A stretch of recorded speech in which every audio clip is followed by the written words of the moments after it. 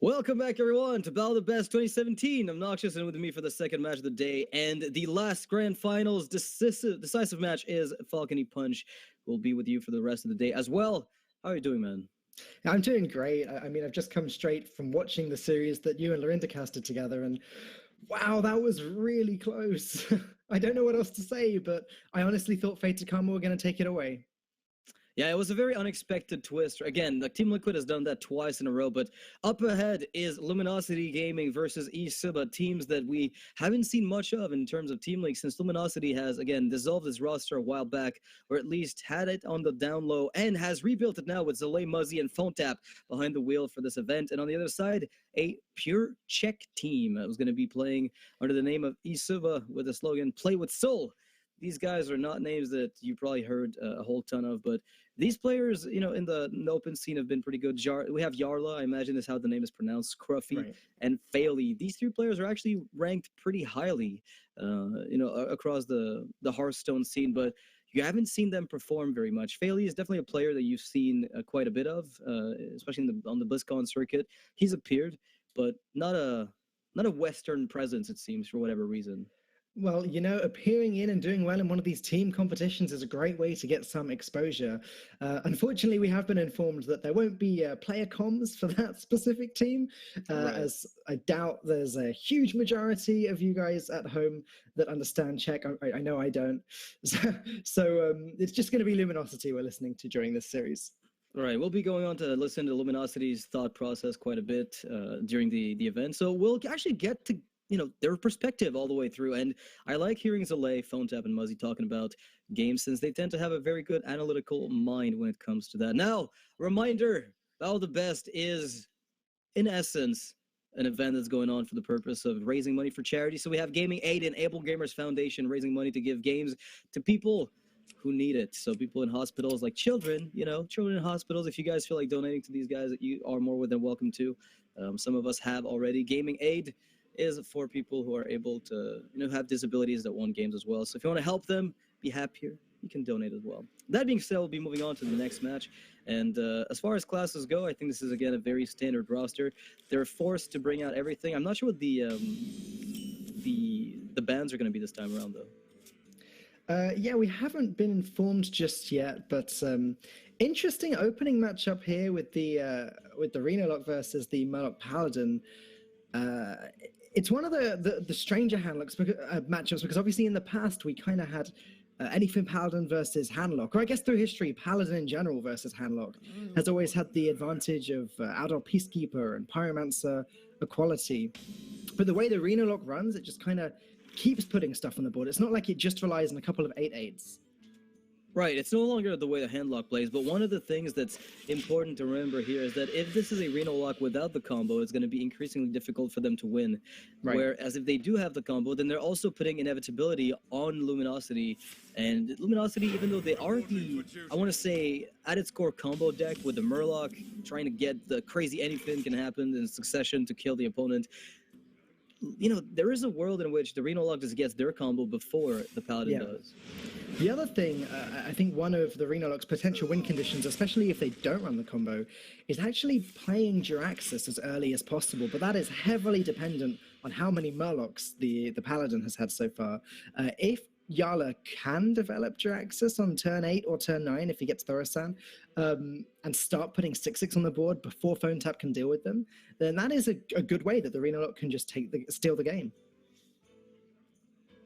Well, it looks like we're still in the building up phase here for both players. We've got Acolyte of Pain from Luminosity is going to come down, try to equalize some of the card draw that happened on the Warlock side. Has been live tapping, had all the time in the world to do so.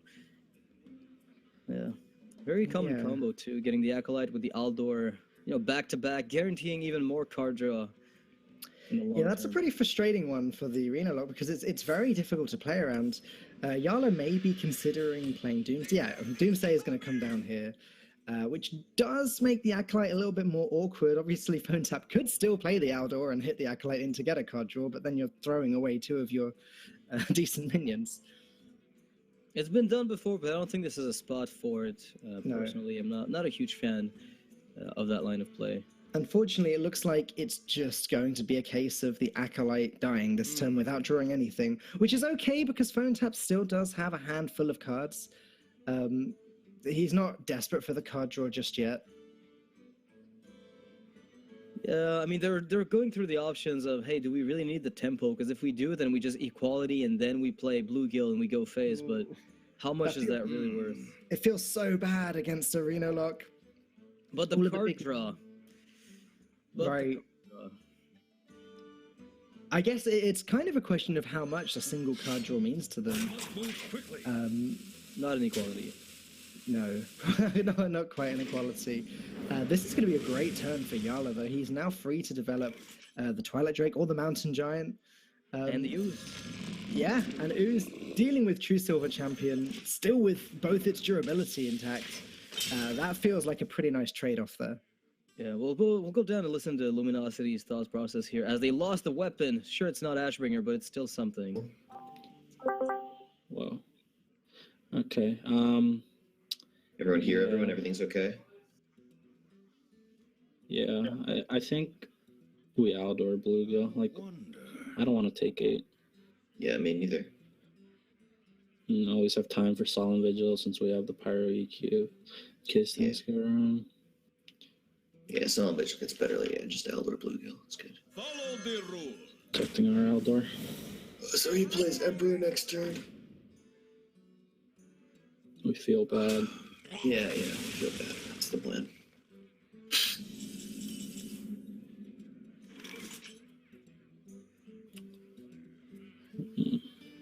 Would we Pyro quality Emperor?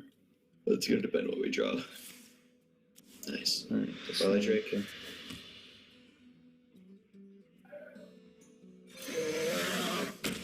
Fuck, I am sick of being right. This sucks.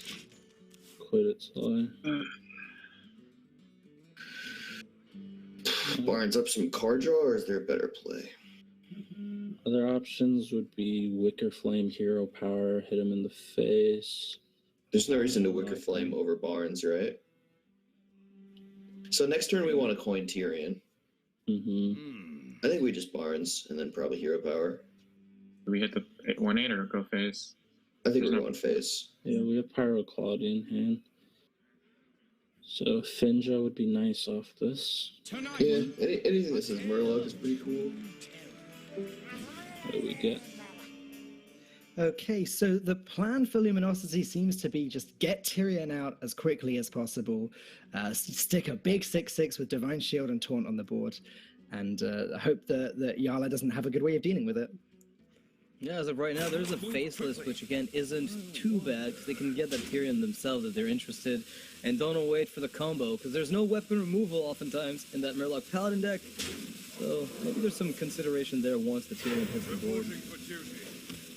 I wonder if so we obviously see Jarla does run the full combo there. Faceless Manipulator is a big indicator of that. I wonder if Jarla ever ends up playing Faceless Manipulator on the Tyrion just to get an equally good minion, or maybe he could force Sylvanas to steal it with Power Overwhelming at some point, but he's going to need to clear a lot of the board to make that happen. Well, you can use Demon Wrath now to guarantee it, right? If there's a coin Ragnaros Light Lord or coin Tyrion, you can go for Sylvanas and PO. What you're doing, though, is you're throwing away the potential for a big Leroy combo for 20 damage. So what you're left with is a 12 damage combo with the Leroy Jenkins, which is very reasonable, right? That's not something to scoff at, but we'll have to see what he opts for. I think, assuming there's going to be an A drop is a pretty big stretch. I'm not ready. Yeah, so he's actually just gone as wide as he possibly can. Maybe he's trying to bait out the first board clear here. Then again, you don't really want to lose that many powerful minions to a board clear if you can help it. I feel like this is too wide if that's what he wanted. Yeah, I do feel like this is a very big overextension. It's as though this 4-5 on the far right doesn't get much in terms of value. And we have to consider something too. If this is a combo deck, right? So one of the reasons eSuba's feeling safe throwing those Tomb Minions out is they have the Argus in hand and probably a Sun Fury in the deck to prevent disaster Murloc victories at the very end there. But Luminosity is going to snap play that parliamentary quality, as it is a very high value play. You're not going to get much better than this, and you even get to draw cards on the back. Yeah, this just feels too good, right? When you take the card draw into account as well, you end up with one less card than you had before the combo, while also cycling through your deck. Next turn, he can play Tyrion without needing to use the coin. This turn, Wicker Flame comes down. That seems absolutely fine. And now it's up to Jarla to try and, again, create this position where if Tyrion does hit the board, Sylvanas can steal it, and it's not actually going to be that easy to get past this Wicker Flame. It's going to take a little bit of hitting with minions. It's not too much of a threat again. You know, it is a 2-2. The health gain in this type of matchup doesn't matter much as how pesky it is and some of the chip damage it can present before you unleash the Murlocs. But right now, in the Anyfin, it's just a Bluegill Warrior. We're not really going to be putting out a combo anytime soon for Luminosity. Picks up the Twisting Nether there. And just goes with the Refreshment Vendor. Okay, I was wondering if Jarla would consider just putting Sylvanas down, but I guess it's just too important to get exactly what you need from Sylvanas. Then again, that's if they know that there is a Tyrion in Luminosity's deck. I would assume they've seen the games from yesterday and have a pretty good idea of what these lists are looking like, though. Yeah, they're probably well aware of what's within the list. There's not much in terms of variations, right? Like, the metagame is settling, and the variance exists mostly in other classes. I feel like Reno Lock is either combo, no combo, and this is one of the information pieces that Luminosity needs, and I don't think they'd be surprised by it after the games that were played yesterday, where Reno Lock undoubtedly came out. Yeah. So is it the Tyrion turn now? Finger is a very tempting card to play a lot of the time. The question is this one of these matchups where you actually need both Anything Can Happens without the Finger? And I don't think it is. I think actually the faster you can get the Murlocs out of your deck, the better for this matchup. I mean, there's really no world in which Finja is... I mean, I guess there's a fringe scenario where you don't want Finja. In the mirror match, if you get too many Finjas, it can go bad, but even then... it dilutes the opponent's win rate as much as yours. But in this case, imagine the second Anyfin comes out. The most amount of Finjas you'll get, assuming you get one from the first Anyfin, that means there's 2 Finjas in the pool. Worst case scenario, the second Anyfin gives you 2 Finjas, and that's really, really bad. So you're still left with 5 minions on the board. If there's 4 Wall Eaters, 1 Bluegill, that feels bad. But any other combination, usually you win anyway. Yeah, you're absolutely right. So Fincher does come out here, and now Jarla is probably going to feel the pressure to get rid of that. I wouldn't be at all surprised if we see... Twisting Nether. I guess Hellfire Demon Wrath is another option that does completely clear the board, though that is then using up 2 cards. It's difficult because Jarla may decide that Twisting Nether is important for after the first Anything Can Happen, maybe. But if Anything Can Happen gets played, maybe they've lost by then anyway. Yeah, there's no way to really weave Sylvanas into this turn, because I was thinking, with 1 more mana, you go Demon Wrath, pop the Wicker Flame, and then Sylvanas steal that Finja to make sure Murlocs don't come out, which buys you time. And sometimes you can just prevent the Murloc from ever getting the combo pieces together while you just develop bigger and bigger boards one after the other. Yeah, given that Jarla has only seen 1 Murloc so far, I believe the Bluegill Warrior, he's really going to want to stop Phonetap from digging through his deck and getting the rest of them. Wow, it is a good job that Dirty Rat did not find Tyrion. Well, I mean, at this point, it would have still died to the Demon Wrath plus a trade in the 3-3 with Hellfire, so they could have dealt with anything that came up and be left with a 2-1 to contest the Ashbringer, so it really didn't matter too much. That was a very good heads-up play by eSuba, denying the Murloc, bringing out another minion to kill, so... yeah, that turned out okay, and if it had been Doomsayer, pass the turn, let everything blow up. Right, absolutely. On the plus side for Jarla, the fact that he didn't get the Tyrion does mean that when Phonetap eventually wants to play it, and that is another 8 mana. He still very much does have to dedicate an entire turn to dropping Tyrion. Right. And is that turn this turn? Possibly. Phonetap doesn't have many other decisions here. Yeah, let's listen into the thoughts that Luminosity is brewing. I don't know what else we're gonna do here. Doomsayer, True Silver. Okay. Can we hit the 2-1 or? No. I don't know what hitting the 2-1 does. Is he gonna do 5 damage to our Doomsayer somehow? It's not. Then why do we need to equip the True Silver? Because Ooze is gone. We're probably gonna Tyrion next turn, though, right? Reporting for duty. Well, but I think equip True Silver. Because like, if we Tyrion next turn, we swing with the weapon and we risk him, like we lose 1 True Silver charge. That's kind of fine. Like the Ashbringer's gonna be around for a while. I think we have too many weapon charges not to start using it. This is probably Drax. Yeah. Yeah, and we want to hit him for 4 and develop Tyrion and Hero Power, right? Okay. We've got 4 damage under the Anyfin. 3 Murlocs, 4 damage. Nah, if that thing's low, this game was sealed. We draw a 3-mana Murloc here. Probably gonna coin it. Ooh, that's interesting. It's the reason. So that compared to Tyrion, it could find something to play this turn. It's not like Solemn Vigil we could coin out, but it's more like it gets us We could like, coin extra out True Silver Divine. value. We could coin out Divine Favor as well, and Tyrion's most likely getting siphoned, right? I like the Ivory Knight. Yeah, I like the Ivory Knight. Fair enough. Yeah. We could rip Divine Favor.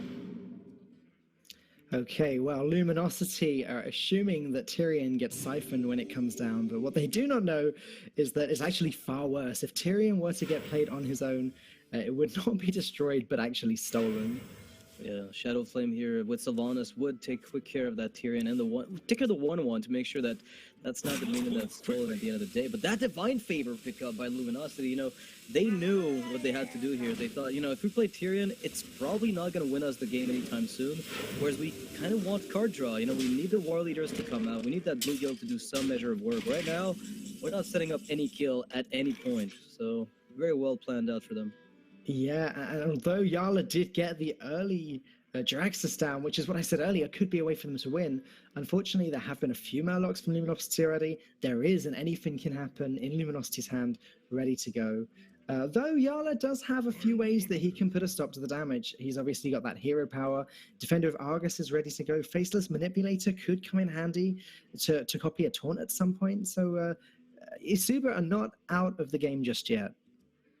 Yeah, they can technically siphon soul that 4/4 if they want to, but I think there are juicier targets. The thing is with Sylvanas around and Shadow Flame, maybe that's fine. Maybe you kill the 2/1 first here, so as to not give a War Leader too much value, because you don't know what they picked up off Divine Favor. With 2 War Leaders left in the deck, there could very easily be at least one of them. Yeah. And that could be a bit scary. The other thing is knowing that it's Siphon Soul that Luminosity's afraid of.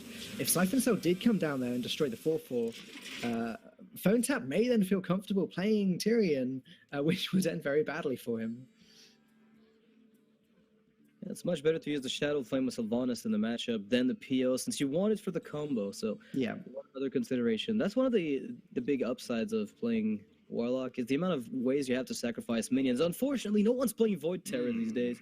It's a bummer, but it used to be a thing. It used to eat Sylvanas all the time in mid-range Warlock. It did. Mid-range Demon Lock, yeah. Those were the days. Yeah, turns out Void Caller is pretty good. And for now, though, Luminosity going to start pushing as much damage as they possibly can. They know that it's soon going to be Murloc time. We just need to wait a little bit longer. Need to pick up a Murloc War Leader. And Tyrion comes down now, and it is eSuba's time to strike. That Shadow Flame with Sylvanas, as you said, looks very nice here. Yeah, I wouldn't be surprised if Luminosity expected a Sylvanas Shadow Flame to occur here, and they're thinking, well, we can always equality consec and buy ourselves an extra turn, develop an Acolyte of Pain on the back of it, and get some work done anyway, because they know that the options there for eSuba have to be present at some point. You can't play around everything, but you have to assume they're there, and being able to heal yourself with Ragnaros, being able to remove the Tyrion that you give them is ultimately okay. Yeah, eSuba's life total is getting lower and lower. The Ashbringer isn't necessarily that much better than the Jaraxxus weapon. In fact, if anything, they just lose some durability when Tyrion dies. I'm not Yeah. sure how vital the extra 2 attack is in this matchup at this stage. And then again, Luminosity also running low on health. They're running out of time. They do have Ragnarus, Light Lord, and Forbidden Healing to heal themselves back up, though. So it's not quite close to being over just yet. Let me think. I like the spot that Luminosity's in if they just pick up a War Leader by the end of this week. I mean, this seems to be such a slow grind for Luminosity. They're just not getting the War Leader they need, and this could just close out the game. If they pick up second Anyfin, they pull the trigger on the first one, the second one brings out, 4 blue gills, which ends the game instantly.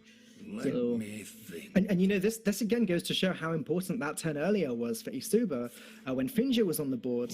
If eSuba let Finja get 1 attack and kill 1 minion, then both War Leaders would have been drawn by now, and the game would have been long over.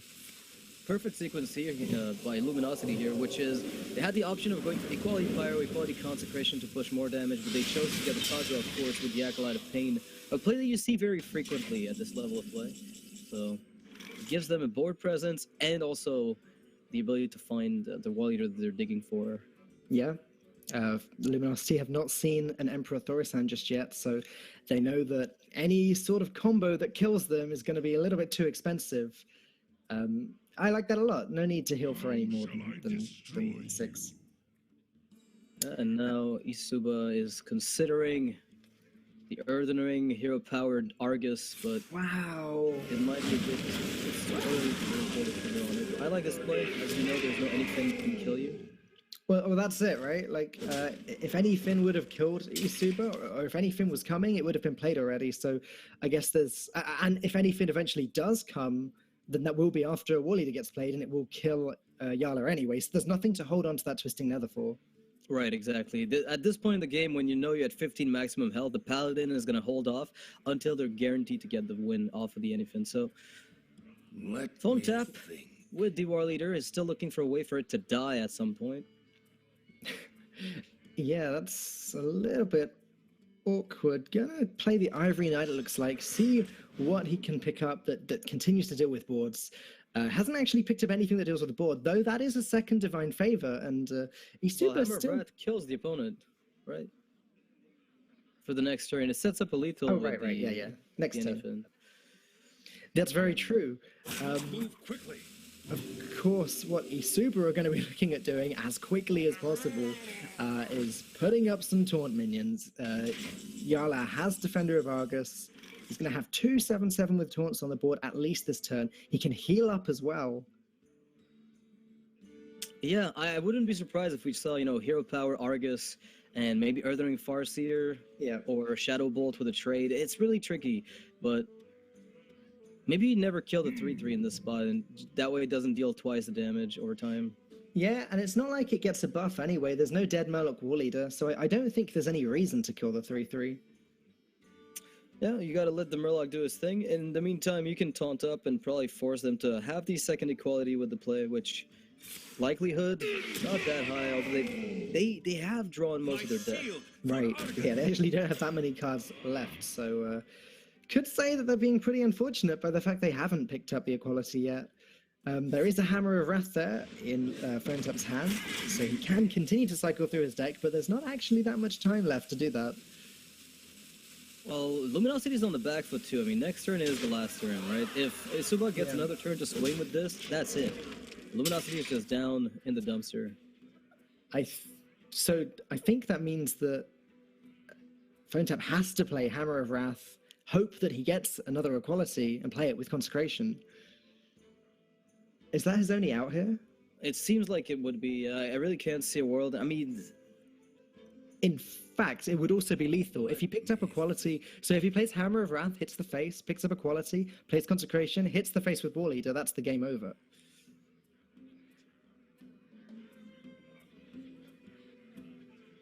okay, it seems like they're gonna go for the maybe we survive at the end of this sequence play, with the anything can happen to double trade. Because they're getting 3 blue gills from the barn that brought one out earlier, so they can kill both of these minions and hope that they can survive if there's no power overwhelming.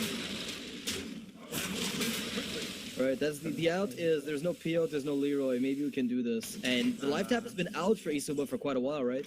So if he hasn't drawn any of these 2 pieces, then we could survive if we're the Paladin. But in this case, that is not going to be enough. The Abyssal Enforcer would have also done it, I believe. 5, 7. Oh, no. I've got to say, I think chances of eSuba not having one of those cards were pretty slim, especially given how long the Power Overwhelming and the Faceless Manipulator had been held on for. You have to wonder what else, what other cards would have been held on for since turn 4, turn 5, you know? They've been in the hand for a really long time. Yeah, it's kind of difficult to put yourself in Luminosity shoes, but I see the line of play where the equality is just, hey, we get a 25% auto win, right? We just play this setup, we go hammer Wrath to face, and we just win. Had they played 2 equalities throughout the game? Because I feel like I've only seen the one when the board was big enough. You know, the eSuba went very wide, and Luminosity just picked up the wipe right there, and did not pick up the second one during the game. Yeah, I feel as though it was just the one. It was the one that was in the opening hand right from the start that we were debating about the Doomsayer with. Right. That was the one that was still there when that board wipe happened. So yeah, I think so. Unfortunate for Luminosity. Great start for eSuba. That is Luminosity's Paladin eliminated. So we have actually received word on the bans. I don't know if they've been on screen just yet, but LG has banned Shaman, Priest, and Paladin, and eSuba has banned LG's Priest, Warlock, and Shaman. Yeah, so there will not be any Shaman on either side, which means that we will see Rogue and Warrior. I feel like with this event, we've just barely even seen Rogue, since it just tends to get banned every time. As in this type of format, it can do degenerate things at least once, and once it gets the ball rolling, Rogue can sweep an entire lineup. We've seen that happen before, and there are a lot of decks in the current format that are very vulnerable to Rogues just doing their own thing. So you have to be cautious about that, especially since your aggressive decks tend to be banned. Yeah, but with these particular players, as we can see on the screen here, they've both grouped Warlock, Rogue, Shaman, and Warrior together. Right. So only one out of those 3 decks for both teams can be banned, and for both teams, that is, of course, the Shaman. It's kind of what you expect the most. I think Shaman is widely accepted as just the best class in the game right now. Has been for almost a year. I'm sure that's going to change soon, but in the meantime, that is going to be the banned class 99% of the time. Some people respect Rogue a lot more because unlike Shaman, it does have the ability to sweep, right? So it's a different strategy in terms of banning, where some people just aren't afraid of Shaman. They say, you know what, you might get 2 games, but you're not going to get 3 or 4 or 5. Whereas my Reno Lock, I might get 4. If you left my Rogue live, I might just get 3 wins right off the bat. Because how many decks in a lineup counter Rogue? There's Warrior, and there's maybe Shaman, you know, maybe a counter Rogue play. Because you need a very aggressive deck. Hunter is actually surprisingly effective at getting Rogues down if they get, you know, the right secret mix. So you do need to have an aggressive deck left up. Some would argue Reno Mage. Some would passionately argue that Reno Mage does not counter Rogue. Right. So, sure. Yeah, you're absolutely right. Rogue just has, and even the decks that Rogue is unfavored against, they can just play a turn 1 Edwin at 8/8 and just win the game off the back of it. Like, it is possible. We have seen it. We actually saw a turn 2 10/10 Van Cleef just yesterday during one of the series that me and Lorinda casted. Although it did not win the game, so the big Edwin does not always mean the end. Yeah, I really wonder though what they're going to be queuing up next. You know, Luminosity losing that Paladin is a little bit distressing. There's a Reno Lock coming up. You have the Rogue if you really want to go for that. You've got the Mage if you have a Reno Mage, for instance, with the Ink Master Solio version, which tends to do very well to burn down the Reno Lock.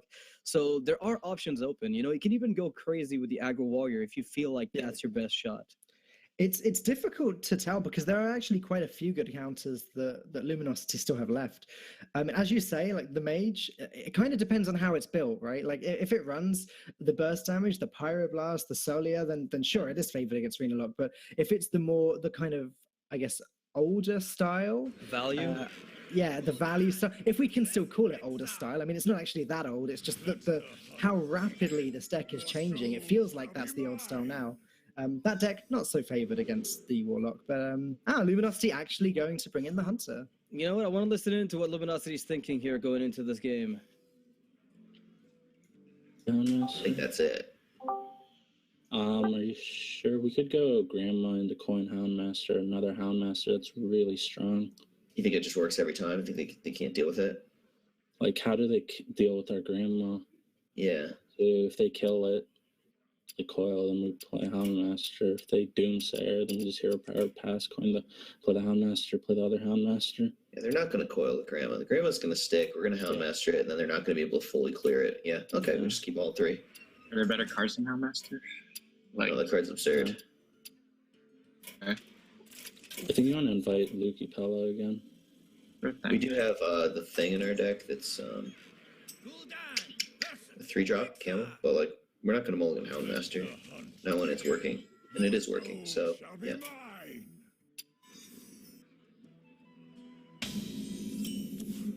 Oh my gosh, Did we see Mistress last game?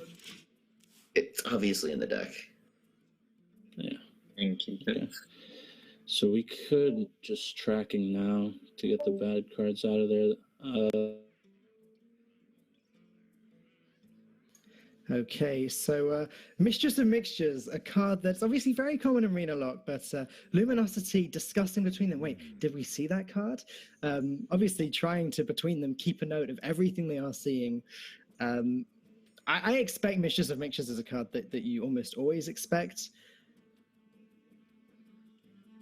Yeah, I mean, it's not run in every single list as a result of some people trying out, pure combo list with even more top end, but it is often just a decent card to have because the Patches Opener is one of the most difficult things for you to handle, so you kind of need it, but it does drop off in value in the mid-early game, right? Like, Yeah. after the early game is past, that is. So once you reach, like, turn 4, even turn 3, it's getting a little bit difficult. But against Hunter, it's a great card because at any point, it just threatens to push back the clock just a little bit further away. I mean, even Zombie Chow used to be pretty strong against Hunter, but the fact that Mistress of Mixtures obviously has that extra upside, really strong. So obvious why Luminosity would want to play around that. They're going to go ahead and drop the Kindly Grandmother here, it looks like. As they were saying, how does Arena Lock actually deal with this card? It's very, very awkward. Yeah, they need to keep Mortal Coil, and they need to also have a follow-up to it. So again, Mistress of Mixtures, as we mentioned, is one of those easy answers. An Imp-Gang Boss is definitely one of the better cards to do it, because you can get 2 Imps in the process of killing the minion, but in this case, Luminosity has buffs for days. Actually, Luminosity's hand is really good. I think they're the first team we've seen bring the Camel to the table here, and Fiery Bat is picked up off the top, so hopefully for them, they've got another one working in there, because if this is the only one drop they've got, can't feel good. Yeah, I don't recall seeing the Camel at all yesterday. You're absolutely right. These Houndmasters are looking really strong, though. One of the strongest cards in Hunter that I'm sure a lot of people have kind of started to forget about by now. But the fact that this Grandmother is now a 3/3 that spawns a 3/2. If it lives one more turn, it could be a 5/5 that spawns a 3/2. Suddenly, this Imp Gang Boss is not quite going to pick up as much value as it was before. Yeah, and beyond that, I mean, eSuba is just not looking at a lot of board clearing potential coming up, and Luminosity is going to put on a lot of pressure. They've got minions all the time, whereas other hunters we've seen played in the event tend to run a bunch of secrets and are hoping the secrets can do the job of board controlling. This hunter seems to be much more about aggressively taking over. There we go. There's a card I've been waiting to see all weekend. N'Zoth gets picked up by Phonetap. A very late game oriented Hunter deck. Makes a lot of sense. There's obviously going to be a lot of cards in this deck. Rat Pack, Fiery Bat, Kindly Grandmother, Savannah Highmane, Infested Wolf. The list is endless for Hunter cards. N'Zoth makes a lot of sense if the Hunter makes it into the late game. And I think this is one of those matchups where that could very much be a reality. Yeah, I think, this isn't so much a late game deck as much as it is the N'Zoth as the late game win condition where, you could be running Call of the Wild or you could be running N'Zoth, pick your choice. I think in a world where you're given time, which you are nowadays against matchups like Reno, especially in Last Hero Standing where you get to decide what you queue, so you can choose to have time, right? You don't have to worry about whether or not you're going to have it.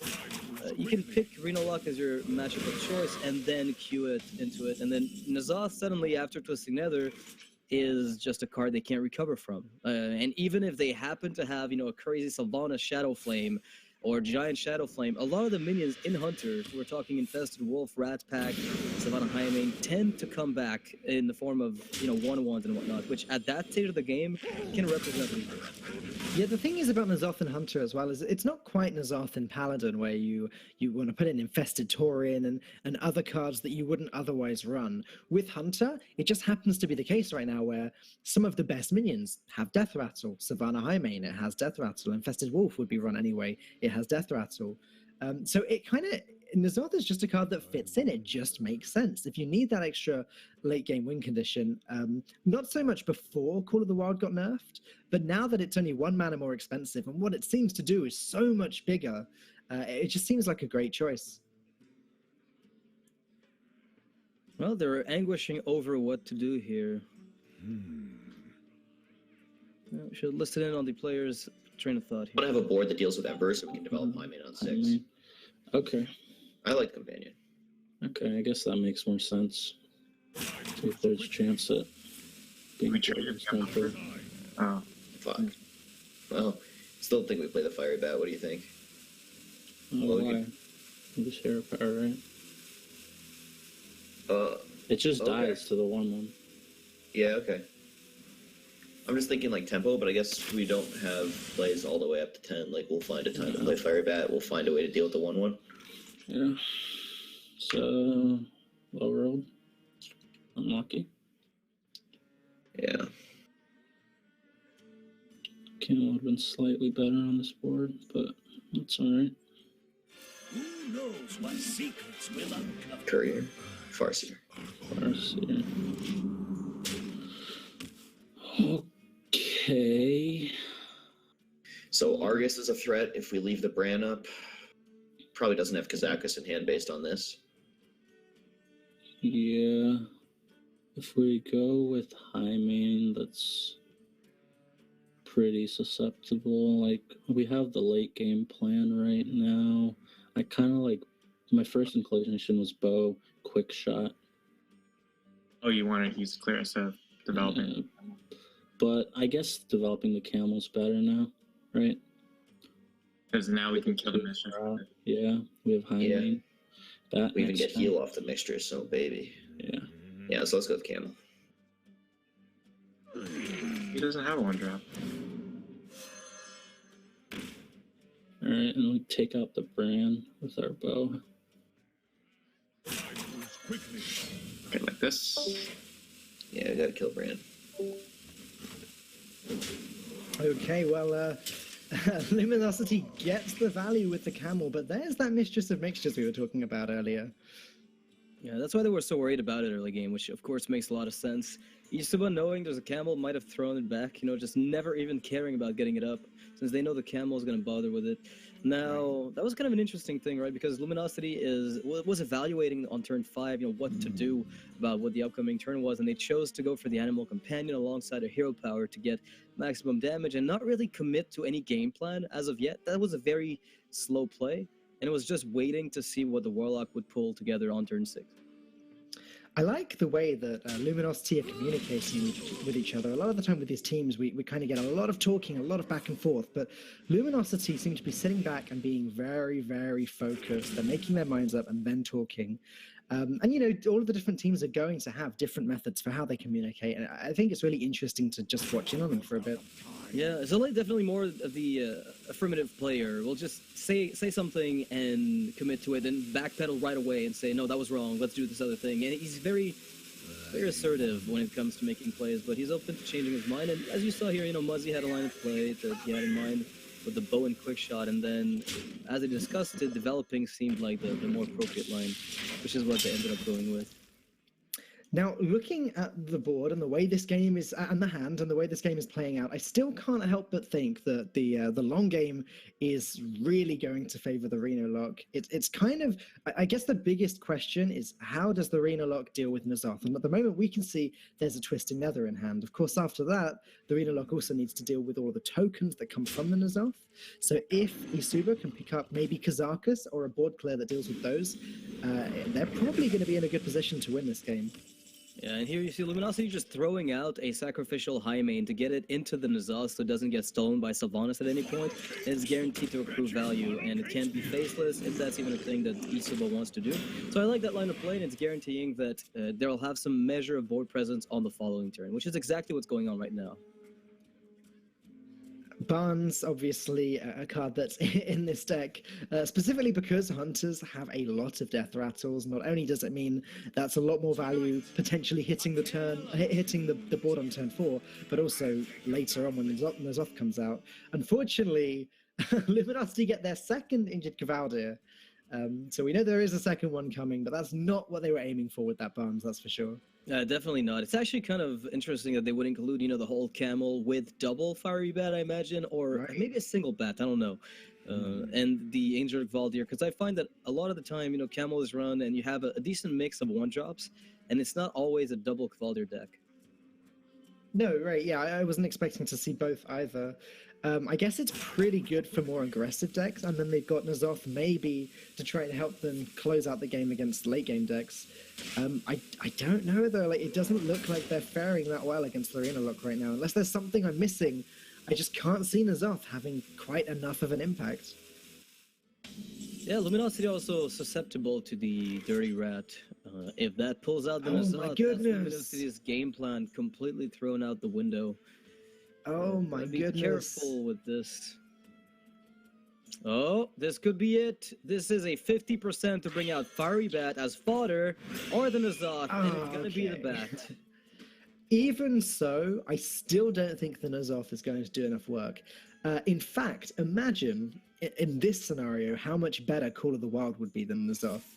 Maybe still not good enough, but the fact that it's going to buff up a board, which is already looking pretty full, and also summon a Huffle with charge, it just looks like it'd be a little bit more impactful. Then again, if this Hellfire comes down now, I could be completely wrong. Well, one of the things that N'Zoth does, he doesn't really have the same purpose as Call of the Wild, right? Call of the Wild says, here's a board that I already have, and I want to buffer it up. It's unless you're playing, on tempo and you're always ahead, Call of the Wild rarely seals games anymore. It's mostly going to be, here's a threat that I'm presenting to you, and it's of very average size, good luck. Whereas N'Zoth just says, nowadays, since I can't really get the board, I'm going to surrender Call of the Wild, and I'm simply going to go for the biggest possible board that I can to close out the game right away. So N'Zoth doesn't give you time anymore, whereas Call of the Wild often does.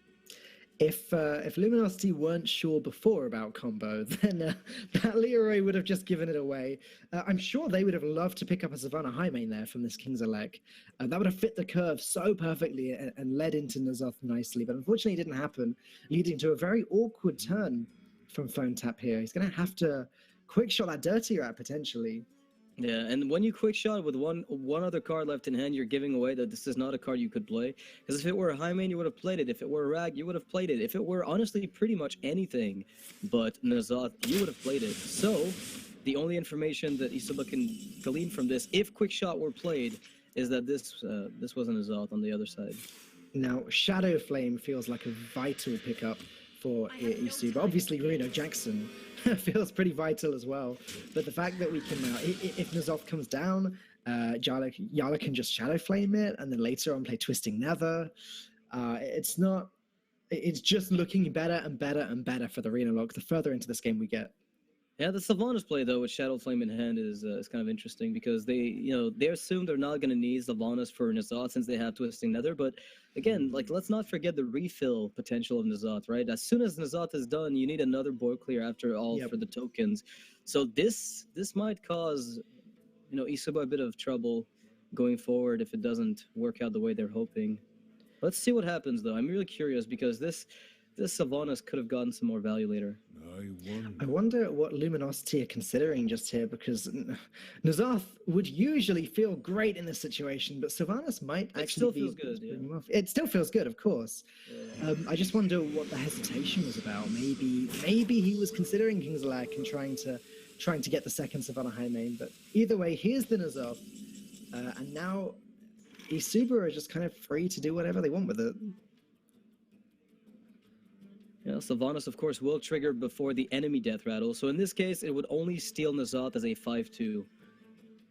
So that's something to remember as well when it's played first. It does not get the luxury of stealing tokens. Yeah, that's not even the end of the world. Like you still you kill the board, you play Reno Jackson as well just to be safe, and then the following turn he can just play Twisting Nether and it just finishes everything else off. Defender of Argus also Yeah, Definitive Argus also feels like a good one. Like with Thorisan or with Reno Jackson, both create some huge bodies with Taunt.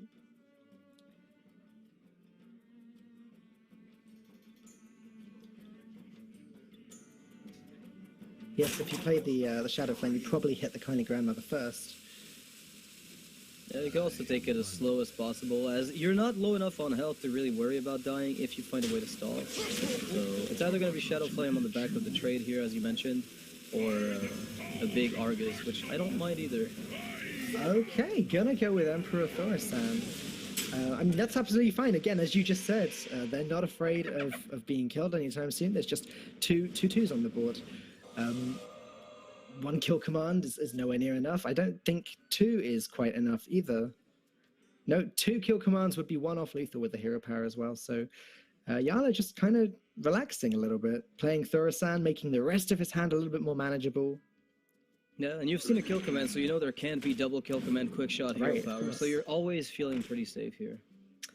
Now Phonetap getting the second Inquisitor in the way that he wanted it. Pretty happy he never picked that up. Now getting Ragnaros and seeing that there's no Kazakus in eSuba's hand. That's at least a little bit comforting.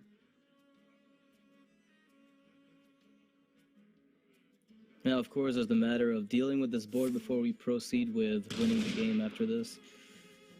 Trying to maintain this board, we have seen a Hellfire, we have seen a Shadow Flame, so we're really down to the very last cards here AoE-wise. There's Twisting Nether, there's Demon Wrath, and that's about it. So, if Luminosity can dodge an extra AoE, they feel like they might be okay. Unfortunately, that is not going to happen. Not only does eSuba, or does Jarla have the Twisting Nether, he also has Reno Jackson to follow up with, Siphon Soul to deal with the Ragnaros, and pretty much an answer to everything he could need an answer for. Plus, there's Kazakus a little bit later. If Luminosity does somehow come back and play some more minions that eSuba can't deal with, he'll get Kazakus eventually, and that will help out a bunch. Yeah, let's listen into the thoughts of the players here as Reno comes down. We just run out of gas. Is that true? Yeah, that Argus is pretty good. Ooh, I like 50-50s.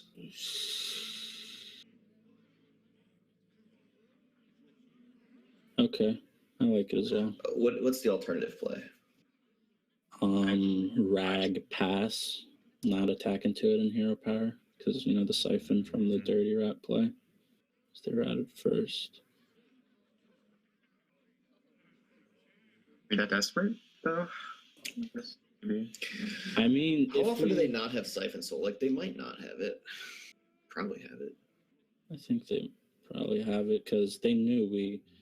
Yeah, actually, they drew have the to have rag. it. They knew we drew the rag last turn, so they're setting up a play versus that. I think we take the 50. Yeah, let's deadly shot. Let's deadly shot. Very well. Okay. So trade to play around Shambler, I guess. How to use a Shambler? No, they used Shambler already. Definitely steady shot. Then steady shot and pass. They know it's a rag in our hand. Yeah. We might still trade because like it saves 5. They used. Yeah, we already. Dang. Unlucky 50-50. We're dead. Just nothing to be dead. Yeah, they're not sounding that positive about this game right now. Did I hear Zalae say misplay when the deadly shot missed? Yeah, definitely. I mean, Zalae's Zalae's always laughing about those 50-50s because, frankly, you know, they happen a lot, especially when you're playing, you know, Ragnaros and Deadly Shot. Clearly, you know, not drawing Wild Growth on turn 2 is a misplay as Druid. Likewise, when you miss your Deadly Shot, bad play. Oh boy, but they're not sounding that positive right now. Given that Hunter is their counter queue into Reno Lock, being 2-0 down at the start of a best out of 11 last hero standing is not a great position to be in. Then again, it is Hunter that they are losing with. It's kind of the throwaway class, I guess. Yeah, they pitched it here because they were hoping maybe they can sneak in a win against the Warlock, but they were not expecting it to work out, and, you know, they proved themselves right. If that Barnes had been different and Ragnaros had come out, maybe we would have seen a different result, but in this case, it all turned out to be too much. They're still hoping to dodge Siphon Soul. As they mentioned, they know that their opponents have Siphon Soul because Dirty Rat was played before removal was had, so you wouldn't play that Dirty Rat unless you knew you could answer anything that came out. Yeah, So, yeah. very good reasoning there by Muzzy and the team. This is a potential really disgusting play from Jarla here. It looks like he's going for it, going to just steal that Ragnaros, gain some health, and just flip the board around. Yeah, it feels like 2014. Gets the hit on the minion. Not even sure how relevant that is. It's probably about time that eSuba start hitting the face, honestly. Rat Pack, potentially a card that could make life pretty difficult for Ragnaros, actually. It's a mild aggravation, but I don't think it's going to turn the tide. Although I guess if it tanks 3 hits, maybe we live in a world where Hunter gets the opponent down to 10. That would be incredible. If that Rat Pack tanked 3 hits from Ragnaros, I think Phonetap would be pretty happy with that. Yeah. But then again, Mountain Giant comes out to play here, and is not going to leave much for Luminosity to do. Yeah, Jarla is even past the point of tapping here. He's still got 25 health, but decided, you know what? My deck's actually getting pretty thin, and I have pretty much everything I could want in this hand. There's just no reason to tap anymore. Kazakus has got to be one of the next few cards in the deck. Yeah, you're not in a rush to get there, because if the game lasts very long, you're going to get all the cards that you have in the deck, and it's not going to be an issue. So I don't mind this. This, however, is really interesting, because suddenly, you know, Twisting Nether against the little token generators doesn't have much value. You've seen Reno, and you're down in your healing to, I guess, Kazakus plus a 5-cost potion. So there's actually a risk here for Jarla and eSuba. It's kind of weird, but maybe the Warlock goes down to 10 health. Right. It is a little bit worrying. Drax is there for an extra heal later if they need it. Soulfire is a pretty fantastic draw, though what do you actually want to discard here? Well, Nothing you can really. win, right? You can Soulfire the 4/4 push phase for the 8/8 and just set up a world in which you just auto-kill your opponent. Uh-huh. I wouldn't mind taking that chance, since the Hunter cannot clear up Ragnaros and your 4/5 and your 8/8 afterwards. So I would probably just take the Soulfire here. Yeah, that seems absolutely fine. There's still a taunt in the way of the Savannah Highmane or whatever tokens are still around. Losing Jiraxxus, not really the end of the world. In fact, possibly the best card to lose.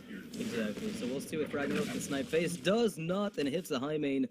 Not precisely what you wanted. Call the Wild comes out the top here, and that's another refill for Luminosity, who plays N'Zoth and Call the Wild, probably one of each in the deck, which is really interesting because we've historically seen Hunters play, at least after the nerf to Call the Wild, one Call the Wild or one N'Zoth at the top end, but rarely do you see both in the season. Well, unfortunately, it doesn't seem like it's going to be quite enough for Phonetap here. As Leroy Jenkins is there in the hand, maybe Phonetap decides to hit everything he has into the Mountain Giant, but that just makes Ragnaros a little bit more likely to hit the face. But the rats do spawn, you know, an extra... That's true. That's true. 3 tokens in that spot, since Leok is buffing them. Who would have thought? So I guess the correct play is to trade everything. Well, as we can see, it's the only way Phonetap lives, because if he doesn't trade everything into the Mountain Giant, then Leroy comes out, hits the Misha, and Mountain Giant just goes face to win the game. Yeah. If he trades with a 2/2, he's trying to mitigate the odds that Ragnaros does, you know, hit the minion, but he's also assuming there's no Blast Crystal potion and that there's no Leroy Jenkins, or even Kazakus potion into 5-mana potion that deals 5 damage. You know, that's another thing you're also needing to dodge. That's a lot of stuff to dodge. A whole lot of stuff to dodge. And they're going to tap because they can to show the full deck. No Blast Crystal potions in there, but they do have the Leroy, and they're going to be able to pose it. You know, now that I think about it, you haven't seen Leroy. That was a guaranteed way to lose, right? Since there was 2 cards left, you knew the life would happen. You're right, and they did see the Leroy from the joust a little bit earlier, so you're right, it was 100% guaranteed. So obviously they'd forgotten that bit of information, maybe not checked how many cards left in the Arena Locks deck. Either way, that is Luminosity's Hunter eliminated. And suddenly their options are getting a little bit slimmer. We're just left with the Rogue, the Warrior, the Mage, and the Druid. I don't think that's too worrying, though, but, you know, you could bring out the Druid here if you feel confident. Again, it is a combo deck, and you have the double Feral Rage very often in the Druid decks, which helps mitigate some of the combo potential of the Warlock deck. So I wouldn't mind them bringing out the Druid here. Yeah, Druid definitely an option. Again, as we were saying earlier, the mage is a little bit risky, and it depends exactly how it's built. Warrior, another potential option, though that's also quite risky because the matchup almost comes down to whether or not the Rena Lot picks up Rena Jackson or not a lot of the time. Yeah, it's a bit of an all-in, but that's what the deck is made for, right? It's able to go all in and close the game before turn 6 happens, and that in turn gives you a bit of an edge. But against Reno Warlock, J Druid's well positioned. A Burn Reno Mage is well positioned, so they have at least a few options that they'd be comfortable with. And since they were left with the Rogue as well, that's another deck that some people think is favored against Reno Lock. Yeah, I mean, another thing they're going to be considering here is the future games. So if I queue Druid here, what do they then queue? Do I need to wait and queue Druid against another deck a little bit later? Is there a way that I can eliminate the correct sequence of decks so that my Druid deck is guaranteed 2 or 3 wins later? There's probably a lot of discussion going on here and a lot of strategy, not just for the next game, but for the next 5 games. Yeah, I mean, you haven't seen that is the Anyfin Paladin, right? As you banned it, I don't think you want to line up your Rogue against that. So because you've banned the Paladin, that's the one deck that you won't have to deal with. I guess you could be trying to keep the Rogue for Reno Mage at some point in the future, or a J Druid that comes out for later. So there are still a lot of decks in the meta that the Miracle Rogue that LG has is good against. So there's a consideration to not queue up the Rogue right away just to beat the Reno Lock. Yeah, and again, it kind of depends though, because the Rogue could come out, could win this game, and then could, as we were saying earlier, could just come out with this crazy start and get counterfeit coin, Edwin on turn 1 against anything. What happens next, though, is oftentimes the Warrior comes out of the woodwork for eSuba and it just snipes the Rogue straight out of the match. So that's the thing. By playing the Rogue here and getting the Reno Lock win, you're assuming you're just losing the Rogue on the game afterwards.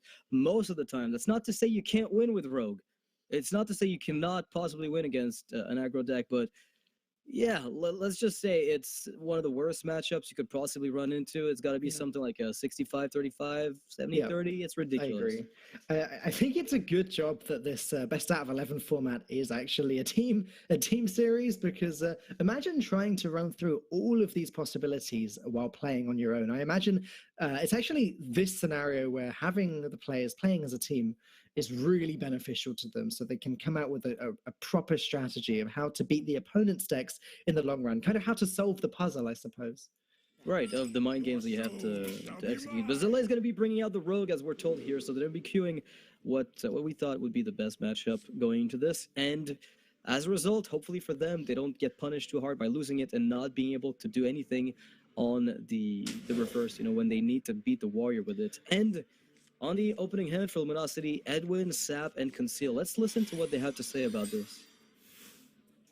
Do we poke on 2? Looks like we poke on 2. Yeah, most likely poking on 2. I'm questing on 3, huh? Yeah, what's our play past that, though? Cold Blood, Conceal. If we poke on 4, we could go questing, Conceal, and then Sap, Edwin, or Sap Cold. I think we poke here. Okay. I don't see much reason not to. I think there's just too many ways that we're not going to read. I think there's too many ways that we do Redagger over the following turns. It loses a card.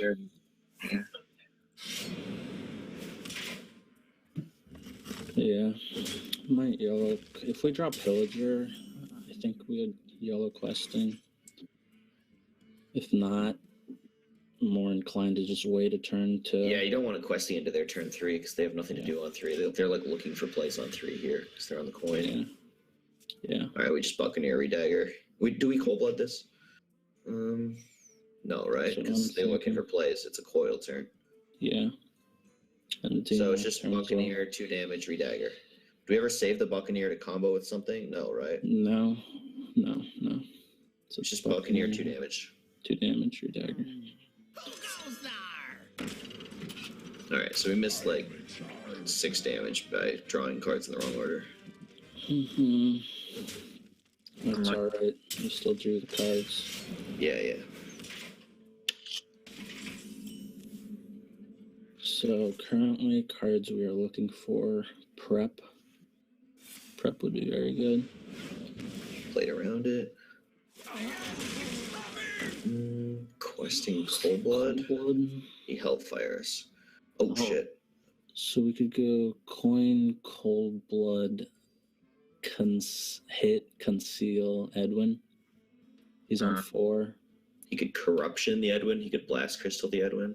We did not see Spellbreaker the Edwin. did not see those cards last Yeah, we game, did not see and Corruption or Spellbreaker. We saw almost every single card. So Yeah, he doesn't have any of that shit. Okay, so we like coin, Cold Blood, conceal, Edwin. What does concealing the Buccaneer do for us here? It protects from... It protects us from Shadow Vault. It gives, using the conceal, it gives us a bigger Edwin too. It's an 8/8, and like we didn't see those cards last turn, so I'm a fan of using it. Like we don't have the slow Pillager, Auctioneer hand. I feel like we need to do it this I like this a lot. Yeah. And I dagger hit, right? Conceal, Edwin, dagger hit. Okay, so what we just saw a moment ago was actually Luminosity complaining that they drew the cards in the wrong order because the small-time Buccaneer ended up coming down with patches on turn 3, meaning they missed a little bit of damage from the first few turns. But what was really interesting there is how they were discussing, do we play this Edwin? Do we have to conceal it? No, we didn't actually see Blast Crystal Potion or Corruption in the last game, and we saw almost all of the cards. So here's the board. How do you deal with it, Arena Lock? And it doesn't look like the Arena Lock can deal with Edwin right now. Yeah, they're gonna have to take at least 1 or 2 turns of damage from what we're looking at here. And, you know, there is always a Demon Rat to handle a 7/2. And Luminosity had the option of going for Questing, Coin, Cold Blood, Conceal, right? Which made a 5/5 immediately and then created a 7/2 on the back of the Buccaneer. But that was a smaller minion than the Edwin. And that is something that you learn to value as Rogue when you're this early all in is why make a half play that may never kill them? Whereas right now you're setting them on a 3-turn clock, with 8 damage connecting twice and possibly 2 turns if the 7/2 lives. So very well figured out position by Luminosity. However, and this is one of the big drawbacks, is exactly how do you survive if the Reno Lock ends up wiping your board? These are some pretty terrible options for eSuba there. I assume they went for the freeze. Because it's the only way of stopping this damage. Demon Wrath does deal with the 7/2, but how does Jarla deal with the 8/8 in this position? How does the greed of Reno Lock make them take 15 damage is my question.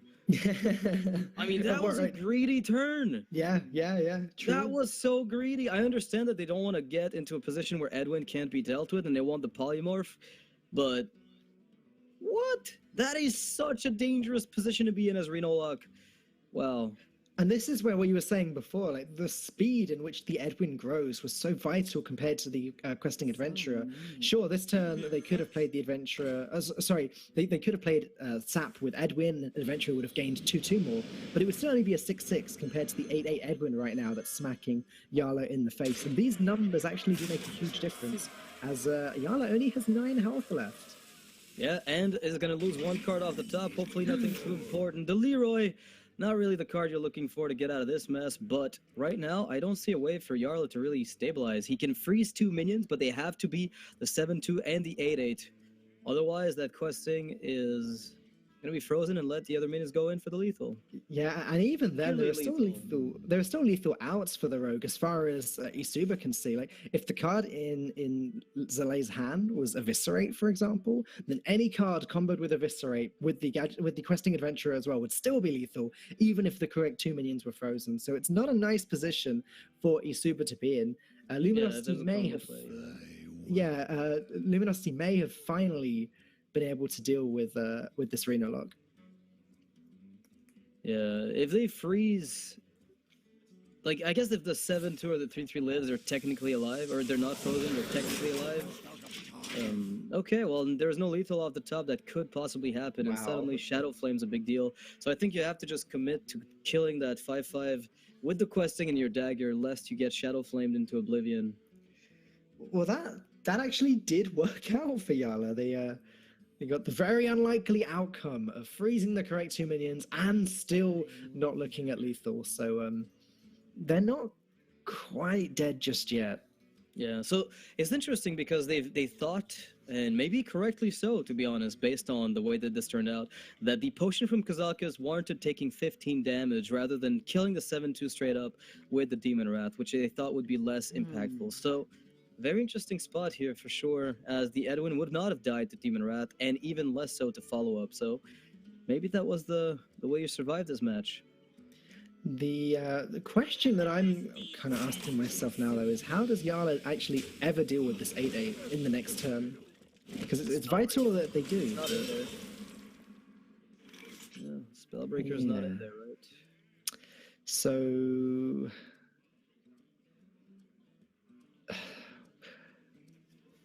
What does second-rate Bruiser plus Demon Wrath do? It deals with the 5-2, the Bruiser dies, then Weapon, and Edwin kills you. Okay.